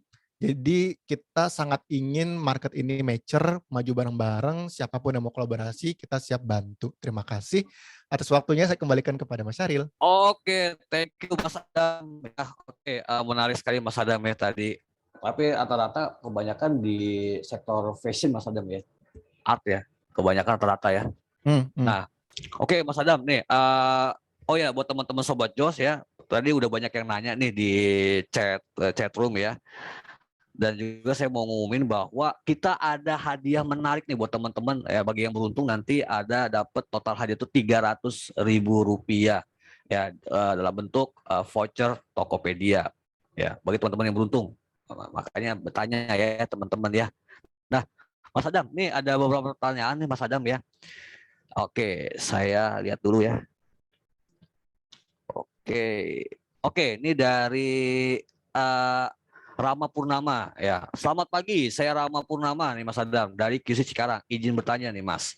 Sebelumnya saya sudah bermain di dunia kripto dari tahun 2019 dan sudah mempunyai koin yang berkaitan dengan metaverse sebelum booming seperti sekarang, seperti Sandbox, Decentraland ya, Mana, dan masih banyak. Saya juga lagi menunggu presale apa nih? FT apa nih? Vigilant Run First ya. Saya percaya kedepannya di dunia ini perkembangan zaman akan terus bertumbuh menjadi dunia yang penuh dengan digitalisasi, baik itu transaksi ataupun yang sekarang masih dilakukan secara konvensional. Nah, untuk dunia metaverse sendiri, apakah bisa nih Mas Adam digunakan untuk kita sebagai analis di dunia farmasi atau tidak? Apakah akan memberikan dampak yang positif? Dan apakah dapat membantu kita dalam melakukan analisa? Wah, ini berat nih pertanyaannya Mas Adam. Jadi si Mas Adam ini nanya bahwa untuk dunia metaverse ini bisa nggak sih sebagai analis ya di dunia farmasi atau tidak, Mas? Ya ini menarik ya. Ya. Pertama, saya takut salah juga nih ya. Analisis di dunia farmasi itu yang dilakukan apa ya? Takutnya nanti berbeda gitu. Tapi, nah ini satu hal yang kayak kalau menurut saya jadi menarik. Kalau kita ngelihat metaverse, kita kan hidup di dunia digital dan fisikal kita di dunia fisik dan dunia digital itu dua elemen yang sebenarnya saling berkaitan kan. Tapi di dunia fisik, di dunia digital kita nggak bisa sakit dong, ya nggak? Nggak mungkin avatar kita Iya. sakit gitu ya. Atau bisa aja nanti kalau kayak Somnium Space harus jalan jauh, mungkin aja dia bisa bikin lu kalau kagak makan lu sakit gitu ya. Mungkin ada metaverse yang punya mekanik seperti itu nanti ke depan, I don't know gitu kan. Nah, kalau ada yang seperti itu jelas itu sangat make sense banget untuk teman-teman masuk sebagai solusi gitu ya. Oh kalau sakit di dunia metaverse nih ada produk juga nih yang bisa bikin tetap sehat di dunia metaverse. Nah, tapi justru kalau menurut saya yang menariknya adalah ini. Kita kan punya tantangan. Kalau tahu film Wall-E ya, yang ada pesawat di luar angkasa karena buminya tidak bisa dihidupi lagi, semua orang cuma duduk di kursi, akhirnya badannya menggendut gitu ya. Cuma duduk di kursi, nonton di layar dan makan dan minum, kakinya mengecil gitu kan. Nah, keberadaan orang nanti yang sudah sangat-sangat intensif di dunia digital itu beresiko terhadap fisikal dia kan. Gimana pun dia masih butuh ke kamar mandi, gimana pun dia masih butuh walaupun nggak keluar rumah gitu ya, ataupun dia masih butuh keluar rumah ketemu matahari gitu kan. Jadi mungkin positioning satu yang menarik adalah teman-teman empower orang-orang yang beraktivitas di dunia digital dengan memastikan fisikalnya prima. Jadi kayak I don't know, mungkin memberikan paket edukasi atau anything yang itu memastikan teman-teman kalau misalkan beraktivitas di dunia digital, punya uang atau menjadi guru di dunia digital, bisa beraktivitas bermanfaat buat orang lain, that's good. But don't forget your health ya gitu ya. Ini ada satu hal lagi yang dari sisi teman-teman di dunia farmasi bisa berikan gitu kan.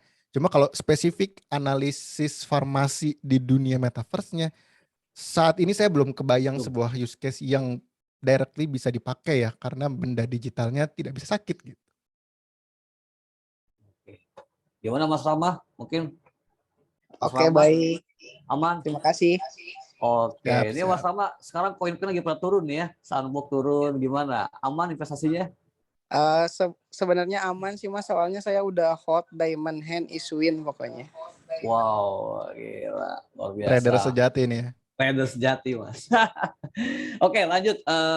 Mas Adam, nih lagi nih dari Pak Marcel. Pak Marcel ini background-nya internal audit nih, Mas Adam. Berarti nggak jauh-jauh dari ngomongin legalitas. Nah, NFT terdaftar nggak sih Mas Adam di Bapeti?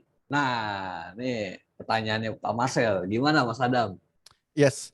Jadi pertama kita perlu lihat the bottom of technology is the blockchain ya. Di atas blockchain baru ada teknologi yang dibangun. Teknologinya apa aja ya tadi itu ada bisa jadi currency, bisa jadi kontrak, smart contract ya. Tadi NFT itu kan smart contracts, NFT bisa dibikin on top of anything lah gitu kan. Nah, jadi yang didaftarkan atau yang diperjualbelikan itu bagian blockchainnya, token blockchainnya itu kita sebut koin kali ya istilah gampangnya gitu ya. Itu yang diperjualbelikan dan yang terdaftar di Bapeti itunya. Contohnya begini, misalnya teman-teman mau beli NFT-nya Gozali, NFT-nya si Juki, itu dibangun on top of blockchain namanya Ethereum.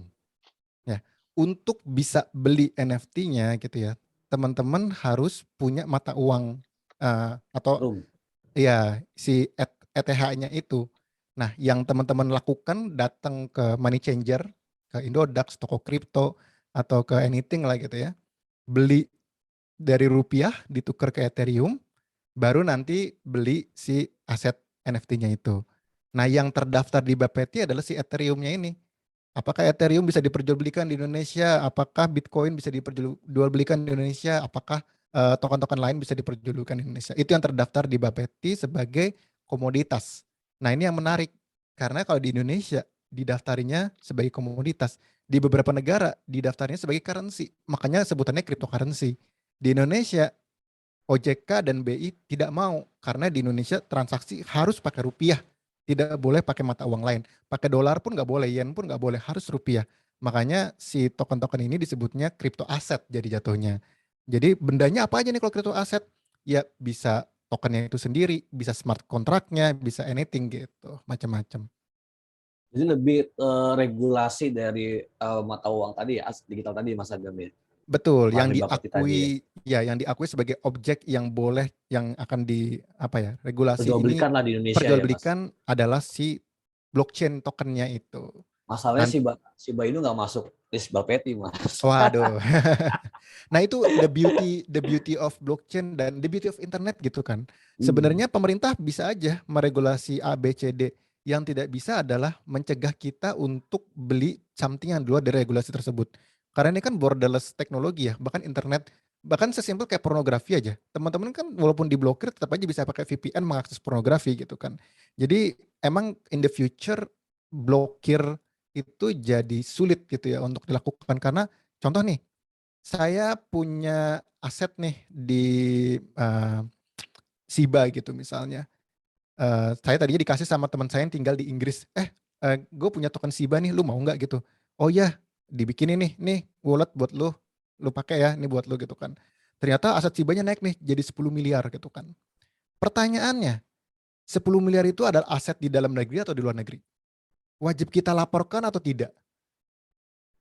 Di mana itu bendanya? Bedanya kalau kita punya uang, kita punya bank di Singapura gitu ya. Ya udah, karena uang kita di bank di Singapura itu aset di luar negeri, tidak perlu kita masukkan ke Indonesia gitu kan. Kalau sekarang kalau ada wallet, itu aset di dalam negeri atau luar negeri? Nggak tahu juga gitu kan. Ini aset di mana gitu? Aset di blockchain, blockchain di mana nggak tahu gitu kan. Bisa dimanapun, servernya tidak ada di Indonesia, servernya tidak ada di luar negeri, bisa dimanapun. That's why this is borderless. Tidak ada lagi kata kayak tadi kalau Mas Syahril beli Shiba tapi tidak dari Indodax segala macam, apakah itu melanggar hukum? Tidak. Enggak juga, bisa aja kayak teman-teman pergi ke Singapura, buka bank di Singapura dan beli uang dolar Singapura, pulang ke Indonesia, ya nggak ada regulasi Indonesia mengatur uang di Singapura itu kan. Jadi ya itu menariknya dunia blockchain seperti itu sih. Makanya menjadi perhatian pemerintah bahwa ini akan menjadi opportunity untuk orang yang money laundry Mas ya. Betul, ini sangat-sangat, Kartel narkoba ya. betul. Ini sangat-sangat mungkin sekali untuk dijadikan seperti itu. Oke, gimana Pak Marcel, Bang Marcel? Aman? Aman ya? Kita lanjut lagi Mas Adam. Nih banyak yang antusias nih Mas Adam nih. Pertanyaan ketiga Mas Adam dari Mas Rilo Wiryawan. Pagi Kak, mau tanya nih. Metaverse kan lebih banyak yang jual barang ya. Bisa nggak sih kita buat metaverse yang barang konsumsi? Wah, gokil. Ya. Gimana Mas Adam? Menurut saya ini sangat mungkin dan jadi gini, dalam konteks kita marketing gitu kan, tujuan kita kan adalah mendapatkan eyeball sebanyak-banyaknya ya. Ini saya ambil contoh kasus ya, misalkan kayak Moka nih, ketika misalkan nanti Moka konser gitu kan, atau band apapun ketika konser, itu pasti di sekelilingnya ada yang jualan balon, jualan bakso, jualan apa gitu kan. Karena mereka ngerasa ini bakal ada crowd nih, orang akan di situ yang akan datang gitu kan. Sama dengan di Metaverse pun begitu, ketika Justin Bieber konser, orang numpluk semua masuk ke Metaverse, siapapun yang naruh lapak di sekitar situ, itu pasti dapat eyeball kan. Ya nggak, tinggal memastikan si artisnya mungkin align aja dengan kita gitu. Ya, I don't know gitu. Kadang kan ada pemilihan konser mana nih yang kita mau sponsorin, konser mana gitu kan. Dan item yang bisa dijual tidak harus benda digital. Contohnya ketika besok nanti Moka konser, itu yang dijual tuh merch-nya Moka physical. Jadi orang datang ke sana, ada booth digital di Metaverse, bisa ngobrol sama yang jaga booth-nya, nanya-nanya ini berapa, apa segala macam. Ketika mau beli transaksi, berat mau di direct ke Tokopedia kek, mau di mana kek, itu bisa. Jadi belinya di Metaverse, nyampainya di depan rumah kita, itu sangat mungkin. Berarti dia juga bisa, maksudnya kita bintang 7 juga bisa bangun booth di konser itu Mas ya. Misalkan booth Es Rajos, Penjajahan Betul, Merah, komik betul. ya. Nanti pada saat pembeliannya directly entah itu Shopee atau Tokopedia gitu Mas. Iya, dan Itu menariknya udah ada gini, Mas, udah pernah Mas? besok kita mau kayak gitu Mas. Jadi Itu di udah konser Moka, itu kita akan melakukan hal seperti itu gitu. Jadi, brand apa aja Mas masuk Mas? hah? Di Moka. Brand apa Kenapa? aja yang udah masuk Mas? Di Moka. Brand apa aja yang udah masuk di Moka? Oh, kalau di Moka belum ada brandnya sih. Kita masih Oh, ini aja bareng sama komunitas aja gitu kan. Tapi ke depan akan sangat mungkin seperti itu dan menariknya gini.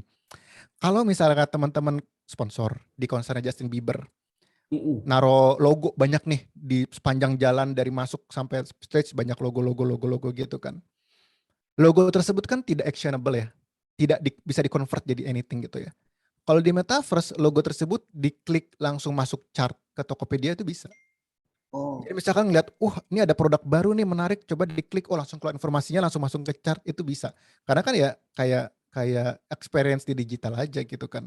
Nah itu yang sebenarnya eyeball di metaverse lebih menarik dibandingkan eyeball di TV atau eyeball di konser. Karena actionable dan trackable. Teman-teman bisa ngukur di banner saya yang di sini, berapa orang sih yang nongkrong gitu ya. Itu terukur. Bahkan kalau mau lebih dalam lagi gitu ya, berapa lama orang nongkrong di sini, siapa aja segala macam. Orang yang nongkrong di sini yang udah megang NFT-nya bintang 7 atau belum gitu. Banyak hal yang bisa diukur di dalam metaverse gitu. Jadi dari sisi targeting, dari sisi engagement, dari sisi anything itu bisa jauh lebih menarik gitu. Bahkan sesimpel mau dibikin games gitu ya. Ayo di dalam sebelum konser ini mulai ada treasure nih, ada hadiah dari bintang 7 nih. Cari coba di tempat keliling, dikasih mungkin peta apa yang bisa menemukan, langsung dapat link Tokopedia bisa dikirim, atau produk, atau dapat NFT atau dapat anything. Itu tingkat engagement-nya bisa tanpa batas sih. Nah, itu Mas kalau konser Moka sendiri Mas itu berapa Mas yang jumlah yang udah masuk di tiketnya NFT-nya? Oh, yang konser Moka ini kita nggak pakai Ya. tiket. Jadi Oh. orang bisa langsung masuk, bisa langsung nonton, dan nanti bisa langsung lihat-lihat NFT apa yang ada di sana, baik itu NFT-nya Moka maupun kreator-kreator artis yang lain gitu. Jadi kita mengundang juga kreator-kreator NFT lain untuk ke sana. Paling banyak Mas pengalaman berapa Mas yang join dalam konser NFT Metaverse ini? Kebetulan besok yang pertama kalinya ya. Oh, pertama kalinya, the Dan first ya. kita dan kita masih dalam skala kecil ya, walaupun kemarin kita invite media juga segala macam, kita masih membatasi maksimum kita coba di 1.000 orang gitu ya. Karena kita khawatir dengan internet Indonesia sih Mas. Kita pengen coba dulu Iya, dengan itu. skala begini, gimana kita sanggup nggak nge-scale teknologinya. Cuma hopefully ke depan harusnya bisa seberapapun ya yang biasa terjadi di dunia fisik segitu, harusnya bisa lebih banyak lagi di dunia digital. Karena kalau ngomongin konser Mas, ini cocok banget sama salah satu brand kita, Bejo Jaya Merah. Nah, kita kan punya brand nama itu Denny Caknan. Itu paling enak tuh, campur sari di Metaverse. Betul, langsung atau pecah itu. Iya, pecah goyang ya kan. Apa namanya, sobat ambiar ya. Betul. Gitu Mas. Oke, lanjut. Thank you Mas Adam. Lanjut pertanyaan berikutnya ya. Ini dari Dani nih. Nah, ini Dani ini Mas Adam sama-sama backgroundnya sama kayak Mas Adam, programmer. Mantap. Nah, halo kalau gitu ini aja ya, open mic ya. Halo Mas Dani. Ya, halo Mas Adam. Langsung aja dong, sama-sama programmer. Silakan nanya apa nih Mas Dani? Gini, Mas Adam mau tanya tadi kan terkait NFT itu kan kepemilikan yang unik ya tadi sebut seperti itu. Yang saya mau tanya sebetulnya sih kalau misalkan NFT sendiri nih contoh tadi kan banyak tuh contoh kayak gambar avatar gitu ya Mas ya. Bisa nggak ada kemungkinan misalkan NFT diimitasi tuh dari secara bentuk sama tapi kepemilikan berbeda tuh Mas. Kalau misalkan nanti ternyata banyak imitasi jatuhnya nanti bisa drop gak sih nilainya atau seperti itu, kurang lebih seperti itu sih mau saya tanya Mas Adam. Nah, ini menarik nih pertanyaannya. Karena ini ramai juga. Ya. Ramai sekali waktu ketika ada NFT baru pertama kali muncul, orang-orang tuh pada bilang, lah saya mah tinggal klik kanan save aja gitu kan, nggak perlu bayar 2 juta untuk punya Bored Ape Yacht Club, tinggal klik kanan save, saya punya deh. Habis itu kalau mau saya minting sendiri, ditaruh di blockchain, saya tinggal minting sendiri deh. Bisa deh gitu kan. Itu mirip kayak, maka tadi Mas Syahril benar banget bilang, ini mirip kayak sertifikat kepemilikan ya. Jadi gini, teman-teman kalau ngelihat Ferrari di apa namanya di pinggir jalan gitu ya, teman-teman bisa aja dong foto depan Ferrari tersebut sambil bilang mobil baru nih gitu kan, bisa dong kayak gitu, boleh-boleh aja gitu. Nakens Mas. Bisa kan Murah kayak banget. gitu. Murah banget gitu kan. Jadi bisa seperti itu memang benar. Cuma yang tidak bisa diduplikasi, tidak diduplikasi adalah kepemilikannya.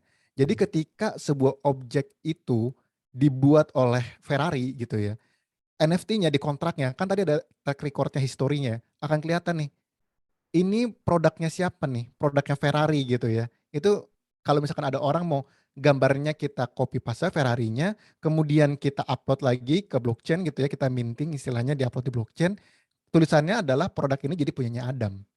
Beda dong, satu punyanya Ferrari, satu punya Adam tuh kelihatan transparan. Justru blockchain ini membuat imitasi jadi tidak bisa dilakukan. Tiket-tiket palsu jadi nggak mungkin ada nih. Orang mau bikin tiket palsu jelas nih, ini punyanya Mata Elang gitu ya. jelas nih mata elang ada sebagai kreator yang membuat di awal, dijual ke Adam, dijual ke Mas Syahril, dijual ke Mas Rama gitu, ke Mas Dani gitu. Ada di historicalnya. Mas Dani mau coba nih, saya copy paste gitu, saya bikin lagi gitu. Itu yang ada tertulis di situ pertama creatednya ya by Mas Dani, bukan by Mata Elang. Itu satu hal. Dua hal, untuk masuk ke konsernya, misalkan punya utility, tiket gitu ya. Nanti ketika masuk di gerbang, ada proses verifikasi wallet atau e-walletnya gitu kan, dicek. Kamu punya NFT-nya nggak gitu kan. Ketika, dia punya NFT-nya Mata Elang buat tiket ini, boleh masuk. Mas Dani bikin tiket sendiri nih, gambarnya sama, tapi kontraknya beda gitu ya, bukan by Mata Elang, ya nggak bisa masuk. Jadi kalau orang mau kopi-kopi ya boleh-boleh aja, tapi ya itu malah bikin malu dia di depan publik karena secara transparan kelihatan, lah lu bikin sendiri ngaku-ngaku nggak mampu ya beli, bisa kayak gitu kan ceritanya gitu. Gimana Mas Dani, terjawab? Oke, cukup menjawab Mas Adam, terima kasih. Gimana Mas Dani tantangannya nih buat IT nih sebagai programmer, kira-kira langsung nih tagih nih todong nih. Mau bikin apa nih? Langsung bikin metaverse Mas. Iya deh, gimana Mas Dani, siap? Ya, insya Allah siap kali ya Mas ya. Oh, aduh, ditonton, disaksikan 161 partisipan Mas Dani. Ya aminin ya Mas ya, amin berhasil gitu ya. Nyambung sama pertanyaan Mas Dani tadi, Mas Adam. Berarti secara nggak langsung cepat-cepatan pun bisa ya. Misalkan gini Mas Adam, ada beberapa orang yang nggak ngerti soal metaverse lah. Misalkan saya punya teman, misalkan si A ini suka fotografi, misalkan. Nah terus tiba-tiba saya anggaplah si A ini gaptek nih Mas ya. Saya minta foto-fotonya lah, bagi dong foto-foto lu dong. Dia ngasih tuh di harddisknya. Terus saya jual di NFT. Itu berarti secara nggak langsung saya jadi yang pemiliknya Mas ya. Ada dua faktor nih. Pertama, gimana? Pertama gini, alasan orang nanti akan beli fotonya apa? Contoh misalnya pemandangan apa kan Mas Syahril, menarik, ya estetik. Karena estetik segala macam gitu ya, orang nggak akan peduli siapa kreatornya gitu kan. Jadi itu kalau mau Mas Syahril yang jualin, Mas Syahril dapat untung, ngaku-ngaku kreatornya, itu bisa-bisa aja gitu kan. Tapi yang kalau misalkan contohnya kayak si Juki gitu ya, atau Gozali gitu, nggak bisa. Gozali nggak bisa. Nggak bisa direplika. Jadi nggak bisa, si Juki karena gitu dia ya otentik misalnya. banget nih, otentik Ya, dia. si Juki misalnya Mas Syahril ngegambar gitu, terus naruh itu di blockchain gitu ya. Orang akan ngelihat loh, kok yang bikin karakter ini bukan Faza tapi Mas Syahril gitu kan. Ada yang kayak gitu kan, mempertanyakan. Nah, yang paling menarik adalah siapa pemilik intellectual property-nya. Nah, itu yang jadi penting juga. Contohnya misalkan Mas Syahril ngopi dari teman gitu kan. Tapi temannya udah pernah ngepost itu duluan di media sosialnya dia gitu misalnya. Itu copyright-nya, hak ciptanya itu punya temannya Mas Syahril tuh. Jadi sebenarnya temannya Mas Syahril bisa nge-sue Mas Syahril bahwasannya pelanggaran hak cipta. Ini hak ciptanya punya saya gitu kan. Kamu bikin ini mengkomersilkan, saya bisa nuntut kamu loh gitu. Itu kemana Mas reportnya Mas? Ke mana ya? Kan ada ininya, kayaknya itu masuknya bisa pidana deh. Ada Harusnya pelanggaran hak cipta itu pidana. Dan hak cipta haki satu ya? hal, hak merek hal lain gitu. Jadi sebenarnya tadi kalau cepet-cepetan kayak hak merek itu juga cepet-cepetan tuh. Iya betul. Kayak contohnya kayak geprek bensu kan? Iya, geprek bensu cepet-cepetan tuh. Yang Ruben Onsu kalah kan karena kalah cepet. Thank you Mas Adam. Lanjut Mas Adam, nih banyak yang antusias nih. Oke, nah ini dari Stefani ya. Pagi Kak, mau tanya, jika kita memiliki aset misalnya hasil karya seni dalam bentuk fisik seperti lukisan original, apakah ini bisa dibuat NFT-nya? Bagaimana mengkonversi aset fisik ini menjadi NFT? Terima kasih. Wow. Yes, makanya sekarang nih kalau teman-teman lihat trennya ya, properti sudah mulai masuk ke NFT, blockchain ya. Jadi mencatatkan kepemilikannya di blockchain. Jadi jadi makanya tadi blockchain itu sebenarnya isinya bukan gambar, isinya bukan video, bukan, tapi isinya adalah catatan ya, kayak ledger ya istilahnya, catatan transaksi yang menyatakan objek ini milik si A, objek ini milik si B, objek milik si B ini dibeli sama si C. Jadi isinya catatan-catatan doang. Yang dicatat di situ apakah definisi objek itu itu bisa macam-macam, bisa benda digital, bisa juga benda fisikal. Jadi kalau misalnya para pelukis terkenal gitu yang punya lukisan fisikal gitu ya, itu ketika dia nanti mau menjual benda fisiknya, dicatatkan di blockchain juga bisa gitu. Misalnya Adam merupakan pelukis ternama gitu ya, punya banyak lukisan bagus gitu kan. Lukisan-lukisan itu saya buatkan sertifikatnya di blockchain. Jadi lukisan pemandangan di Bali, di Surabaya, di mana gitu-gitu, ada tuh lukisan dan ada juga NFT-nya gitu. Ketika ada orang mau beli lukisan fisik saya gitu kan, ini saya berikan ke kamu lukisan fisiknya plus sertifikat digitalnya dalam bentuk si blockchain atau NFT-nya. Di blockchain-nya, di NFT nanti perlu masukin gambar apa? Mau nggak ada gambar sekali juga nggak ada gambar sama sekali juga nggak apa-apa gitu. Tapi kalau mau di foto posternya apa foto lukisannya biar kelihatan oh lukisan yang ini objeknya ya itu juga boleh. Oke, gimana si Stefani? Aman? Jelas ya? Oke, lanjut ya Mas Adam ya. Masih semangat Mas Adam? Aman. Aman lah ya. Oke. Ini lagi nih dari Mbak Devi nih Mas Adam. Pagi, Kak mau tanya nih. Kalau banyak orang buat metaverse, prediksi Pareto yang sebagian besar populasi manusia masuk ke metaverse tersebut apa Kak?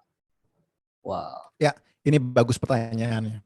Berat nih. Si A bikin metaverse, si B bikin metaverse, si C bikin metaverse. Apakah nanti akan aja jadi the winner take all metaverse? Kayak semua orang bikin e-commerce. Dulu kan ada Matahari Mall, ada apa lagi? Ya banyak lah, tapi pada akhirnya Tokopedia dan Shopee gitu kan. Semua orang bikin sosial media. Dulu kan ada Friendster, ada MySpace, ada apa. Tapi yang tersisa tinggal Facebook.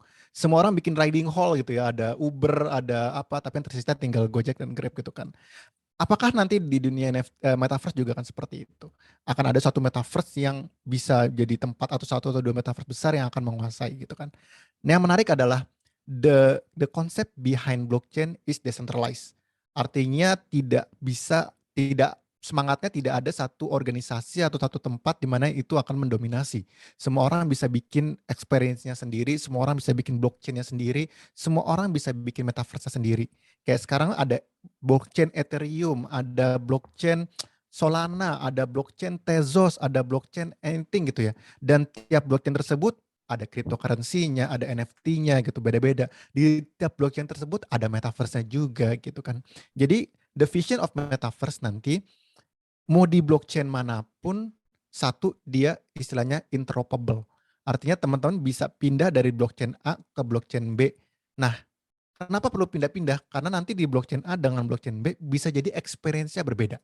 Contoh nih, di blockchain-nya A itu experience-nya lebih ke gaming experience. Jadi teman-teman main nih ke sandbox, blockchain sandbox, ke metaverse sandbox gitu ya. Ketika mabar yuk, kayaknya seru nih kita pengen main bareng udah lama nggak, atau ice breaking yuk, kita ke sandbox yuk kita ke sana. Terus nanti misalkan kita mau halal lebih halal nih gitu ya, gue bikin baju lucu buat dipakai bareng-bareng seragaman, kita main ke Decentraland di metaverse Decentraland gitu kan. Terus misalkan sorry nih internet gue lagi jelek, kita main ke metaverse yang 2 dimensi aja yuk gitu ya, main dia ke reality chain. Jadi ke depan justru kita akan ngelihat metaverse ini akan semakin banyak dan semakin fragmented dengan keunikannya masing-masing.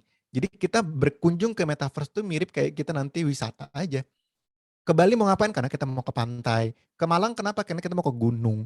Itu experience yang diberikan beda-beda. Tiap metaverse nanti juga akan punya experience yang berbeda-beda.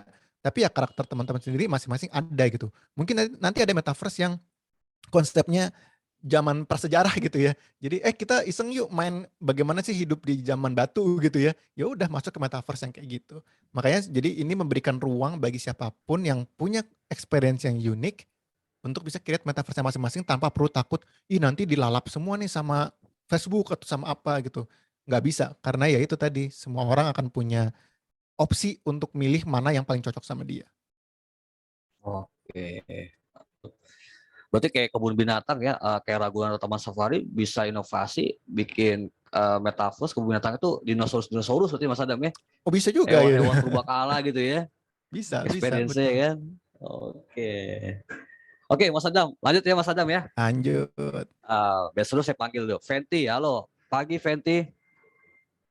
Pagi. Oke, nah biar enak nih. Coba Fenty, mau nanya apa Fenty? Ini ngomongin soal warisan-warisan nih. Silakan coba. Kan untuk metaverse ini kan ada nominalnya, dan nominalnya saya lihat kan nggak sedikit ya. Ada yang nominalnya besar. Nah, terkadang tuh yang memainkan kan kita yang masih remaja atau orang-orang yang kadang orang tuanya nggak tahu, atau kadang kan mungkin keluarganya sendiri nggak tahu. Nah, apakah itu nanti misalnya aset itu kan pasti ada aset, ada nominalnya tuh. Nah, apakah nanti ketika kita, kalau misalnya kita udah nggak ada, atau misalnya orang yang memainkan itu nggak ada, apakah itu nanti ada landasan hukumnya? Oh, ini nanti jatuh ke hak waris ini. Apakah nanti itu akan diinfokan bahwa ini asetnya ini udah lama mungkin tidak dikontrol atau tidak pernah login lagi atau yang berhubungan seperti itu kan. Nah, apakah itu nanti hilang begitu saja ataukah memang ada landasan hukumnya? Dan biasanya kan itu kadang dari asing kan, dari luar. Nah, kalau di situ apakah itu landasan hukumnya dari Indonesia atau dari luar? Harus mengurus ke luar negeri asing, atau nanti di Indonesia ternyata sudah diciptakan sendiri untuk pengurusan, nah seperti itu. Wah, ini bagus banget pertanyaannya. Ya, ini aku suka banget ya. Ini bagus banget pertanyaannya. Ini ngomongin udah benar-benar ini ya Fenty ya, ke depan nih. Silakan Mas Adam. Iya kan kadang kita bermain kan juga berpikir. Nah, kita kadang bermain sendiri kan ini efeknya ke depannya gimana sih gitu. Apakah itu nanti benar-benar hangus kita sebagai pemainnya, terus orang lain apakah ada juga keluarganya bisa mengambilnya gitu. Itu sih. Ya. Itu bagus banget pertanyaannya. Oke, aku akan menjelaskan gini. Yang ini mungkin konsep yang berbeda banget dengan konsep kepemilikan aset yang selama ini kita miliki.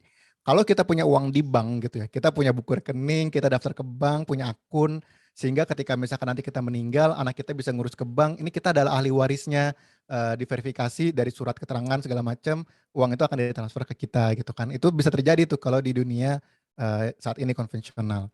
Di blockchain, definisi bank kita sebut dengan wallet. Jadi ada sebuah e-wallet yang itu menjadi tempat untuk menampung semua aset blockchain kita, mau itu cryptocurrency, NFT, or anything lah yang ada di situ. Misalkan kita punya Ethereum senilai 1 miliar rupiah, kita punya Bitcoin senilai 1 miliar rupiah, kita punya sebuah NFT yang harga jualnya saat ini di pasar 100 juta rupiah. Jadi kita punya 2,1 miliar rupiah gitu kan di dalam dompet kita, e-wallet kita. Nah, di dalam konsep blockchain, kita punya address, alamat, kayak QR code lah ya gitu ya, nomor rekening kita gitu, nomor rekening kita yang itu kalau orang mau transfer, itu kita kasih, ini nomor rekening kita, misalkan 1234, itu nomor rekening kita, itu kita bisa taruh tuh dimanapun gitu ya. Kalau ada yang mau ngasih gua donasi, ini 1234 kirimin gua Bitcoin ya gitu. Itu bisa untuk public, atau kita sebut dengan public key istilahnya gitu ya.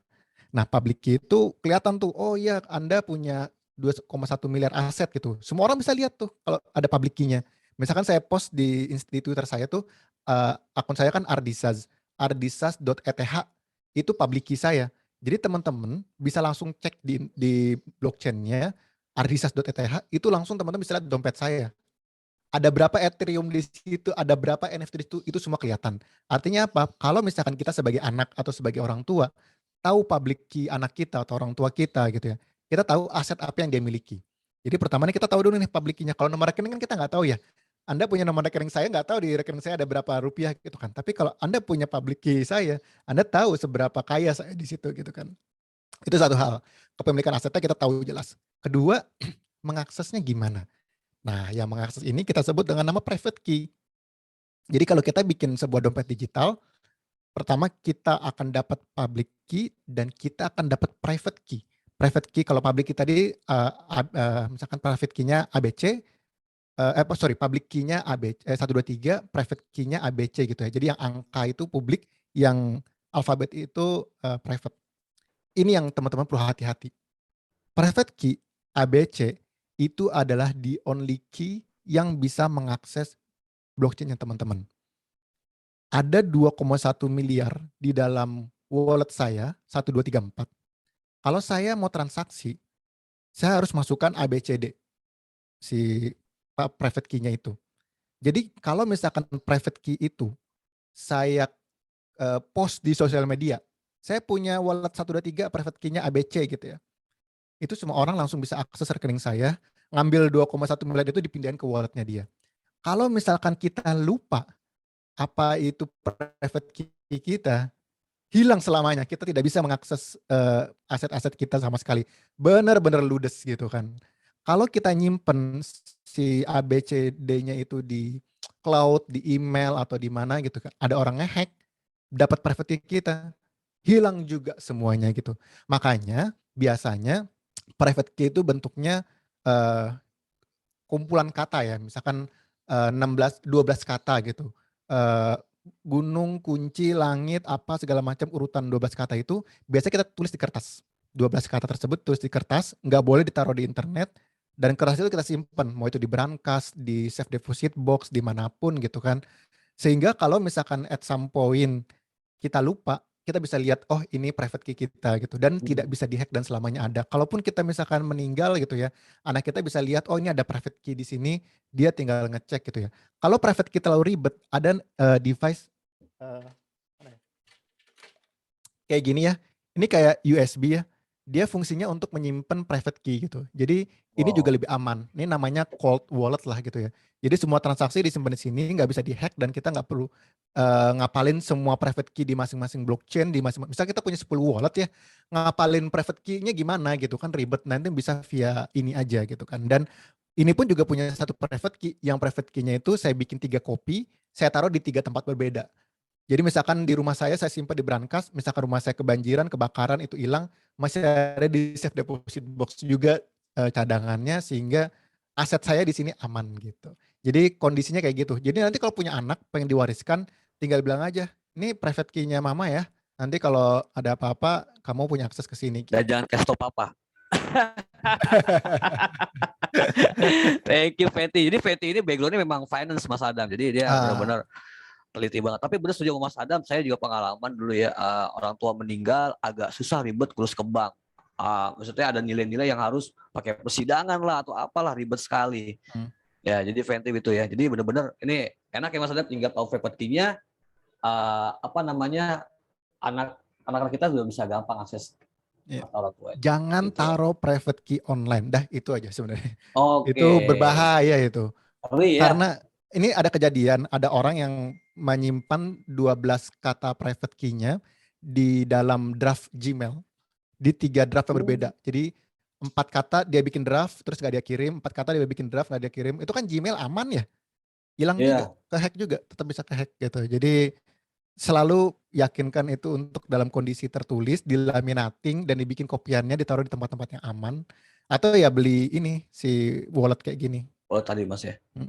Tapi memang orang-orang Indonesia unik-unik Mas Adam ya, sampai iktp taruh di posting di Instagram, kartu kredit, nomor belakang taruh di posting, kan aneh, lucu ya. Padahal itu sekarang kan masukin Tokopedia aja udah tinggal nomor CCV aja udah bisa transaksi Mas Adam, betul ya?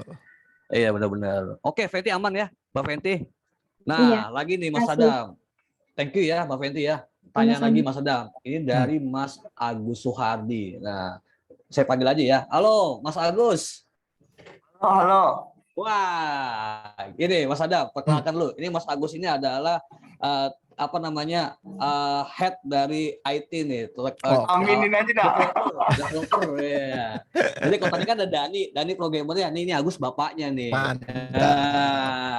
Keren. Coba Agus open kamera dong Mas Agus. Ayo diskusi. Ya silakan. Ya ini tampangnya Mas. Mas Adam. Silakan Mas Agus. Pertanyaannya. Mas, kalau kita lihat sendiri kan sebenarnya koin-koin itu bikin metaverse-nya sendiri-sendiri ya. Nah, itu sebenarnya kan kalau dunia internet kan bagusnya itu jadi satu semua gitu ya. Nah, apakah ada kemungkinan tuh ke depannya itu mungkin ada portalnya gitu ya untuk yang menghubungi, gue mau ke send gue mau ke mana gitu, atau mau kemana gitu. Jadi kita nge-link semua tuh jadi gitu. Itu sih pertanyaannya. Ya. Ini bagus. The problem yang akan terjadi ketika semua orang bikin metaverse dan metaverse-nya punya tokennya sendiri. Antara Mana sama Send masih untung. Mereka sama-sama ERC21, masih sama-sama di atas Ethereum gitu kan. nanti ada metaverse di atas Solanium, ada metaverse di atas Tezos, ada metaverse di atas apa yang benar-benar itu layer satu yang berbeda gitu kan. There's gonna be fragmentation. Nah, the goal adalah si wallet kita itu kita perlakukan seperti paspor. Jadi mirip kayak kita ke Indonesia gitu ya. Kalau kita mau ke Indonesia, kalau kita mau transaksi gimana? Ya kita beli rupiah. Kalau kita mau ke Singapura, ya kita pakai paspor kita masuk ke Singapura. Mau transaksi bisa nggak pakai rupiah? Ya mungkin nggak bisa. Mungkin ada negara yang bisa, mungkin nggak bisa gitu ya. Ya akhirnya kita mesti exchange rupiah kita ke mata uang sana. Nanti in the future akan seperti itu sih. Kalau mau pindah dari satu metaverse ke metaverse lain, ya wallet kita menjadi paspornya untuk penanda, oh nih kita punya akun di A dengan segala NFT-nya, di tempat B punya NFT ini, apakah NFT-nya interoperable atau enggak, untuk saat ini kita belum punya standarnya ya, ke depan pasti akan ada standar API untuk si NFT-nya ya, supaya topi di Sandbox bisa jadi topi juga di Decentraland, kan pengennya kayak gitu. Sekarang itu masih belum possible, antara Sandbox sama Decentraland dari sisi NFT itu belum interoperable. Tapi kalau dari sisi walletnya, kalau antara Mana dan Sen, itu walletnya masih satu, masih pakai satu paspor yang sama, masih pakai si MetaMask itu kan contohnya. Tapi mata uangnya beda, emang satu pakai Sun, satu pakai Mana. Artinya kalau mau beli item gitu ya, ya memang harus bisa. Tapi kalau kita ngomong ERC21, item-item yang ada di Sandbox dan ada di Decentraland, itu juga bisa dibeli pakai Ethereum gitu kan. Karena masih dalam satu jaringan ERC21 gitu kan. Jadi sebenarnya kalau case-nya Ma dan Sen tuh masih lebih kebayang untuk saat ini interoperable-nya seperti apa. Yang belum kebayang tuh kalau beda blockchain. Itu yang saat ini banyak inovator lah, developer yang coba lagi solving issue gimana caranya kita bisa punya standar untuk menginteroperablekan semuanya, sehingga dari sisi kita sebagai user, transaksi dimanapun sesimpel kita tinggal pakai rupiah aja gitu. Nggak perlu mikirin, oh ini harus dibeliin wallet di mana segala macam. Saya lihat kok banyak teman saya yang punya project yang sedang men-solve itu, mungkin nggak akan dalam waktu dekat, tapi mungkin dalam 5 tahun ke depan gitu ya, kita akan bisa ngelihat metaverse itu interoperable, sesimpel internet aja, semuanya akan segampang QR code gitu kan, segampang klik. Dulu kan juga internet awal-awal juga susah ya, Susah sekali. koneksinya lambat, harus pakai apa segala macam. Ya bayangin aja hari ini kita masih so early in the development of technology. Oke. Gimana Mas Agus? Terjawab kok. Dan gimana Mas Siap. Agus? Kira-kira siap berinovasi dengan metaverse, terutama untuk kebutuhan beberapa user bintang 7? Bikin token sendiri. Bikin token sendiri. Bikin token sendiri, mantap. B7 token atau ini juga ada ide juga nih bikin NFT Jos. Wah, luar biasa. Oke, thank you Mas Adam, Mas Agus, thank you pertanyaannya. Ini pertanyaan pamungkas tadi Mas Adam dari Mas Agus. Tentunya thank you ya Mas Adam udah sharing ke kita nih soal metaverse, terutama tadi ngomongin soal opportunity dan juga ancaman atau sebuah peluang. Sekali lagi thank you ya Mas Adam ya. Sebagai penutup mungkin saya akan menyimpulkan ya Mas Adam bahwa kehadiran metaverse mungkin tidak bisa kita hindari, betul Mas Adam ya. Contohnya kayak kita ngomongin aja lah, pandemi akhirnya kita semua orang beralih ke Zoom ya, betul ya. Jadi semakin cepat ya, membuat COVID semakin cepat orang untuk digitalisasi. Yang harus kita lakukan adalah bersiap dan beradaptasi. Metaverse membuka kesempatan yang sama untuk kita semua, benar Mas Adam ya, tanpa ada keterbatasan fisik maupun tadi ngomongin soal wilayah juga Mas Adam ya, betul ya. Terus berinovasi teman-teman menjadi hal mutlak buat kita semua, seperti poin penting dalam KLB Pancasada nih Mas Adam. Innovation is the key to our success. Oke, salam inovasi untuk semua Sobat Jos. Terima kasih waktunya dan saya ingin mengingatkan juga bahwa kita akan ada webinar lagi selanjutnya ya. Jadi nanti Mas Adam, kita nih webinar itu rutin Mas Adam, tiap 2 bulan sekali. The next webinarnya adalah Self Healing for Mental Health. Wah, keren nih Mas Adam. Jadi biar nggak stres, healing ya. Nah, oke kalau gitu terima kasih Mas Adam waktunya. Sukses selalu buat proyek-proyek metaverse-nya Mas Adam, terutama untuk proyek terdekatnya ya, konser Mocha ya Mas Adam. Ya. Mungkin kedepannya saya juga sebagai digital bisa nih kita kolaborasi Mas Adam antara blockchain Mas Adam dengan brand kita nih, terutama brand Baju Jahe Merah, Esra Jos, dan Komik untuk membuat proyek bersama, konser metaverse bersama, dan maksudnya untuk get engagement yang lebih tinggi lagi. Bisa banget Mas Adam ya. Tolonglah kita nanti lebih detail lagi Mas Adam ya terkait hal itu. Oke, kalau gitu teman-teman terima kasih banyak waktunya. Webinar kali ini saya tutup. Sekali lagi sehat selalu dan salam inovasi. Ya, thank you Mas Adam semuanya. Thank you semuanya. Bye Siang. bye, Sobat Jos. Salam inovasi. Terima kasih. Bye. Terima kasih Mas Adam, Mas Sahril.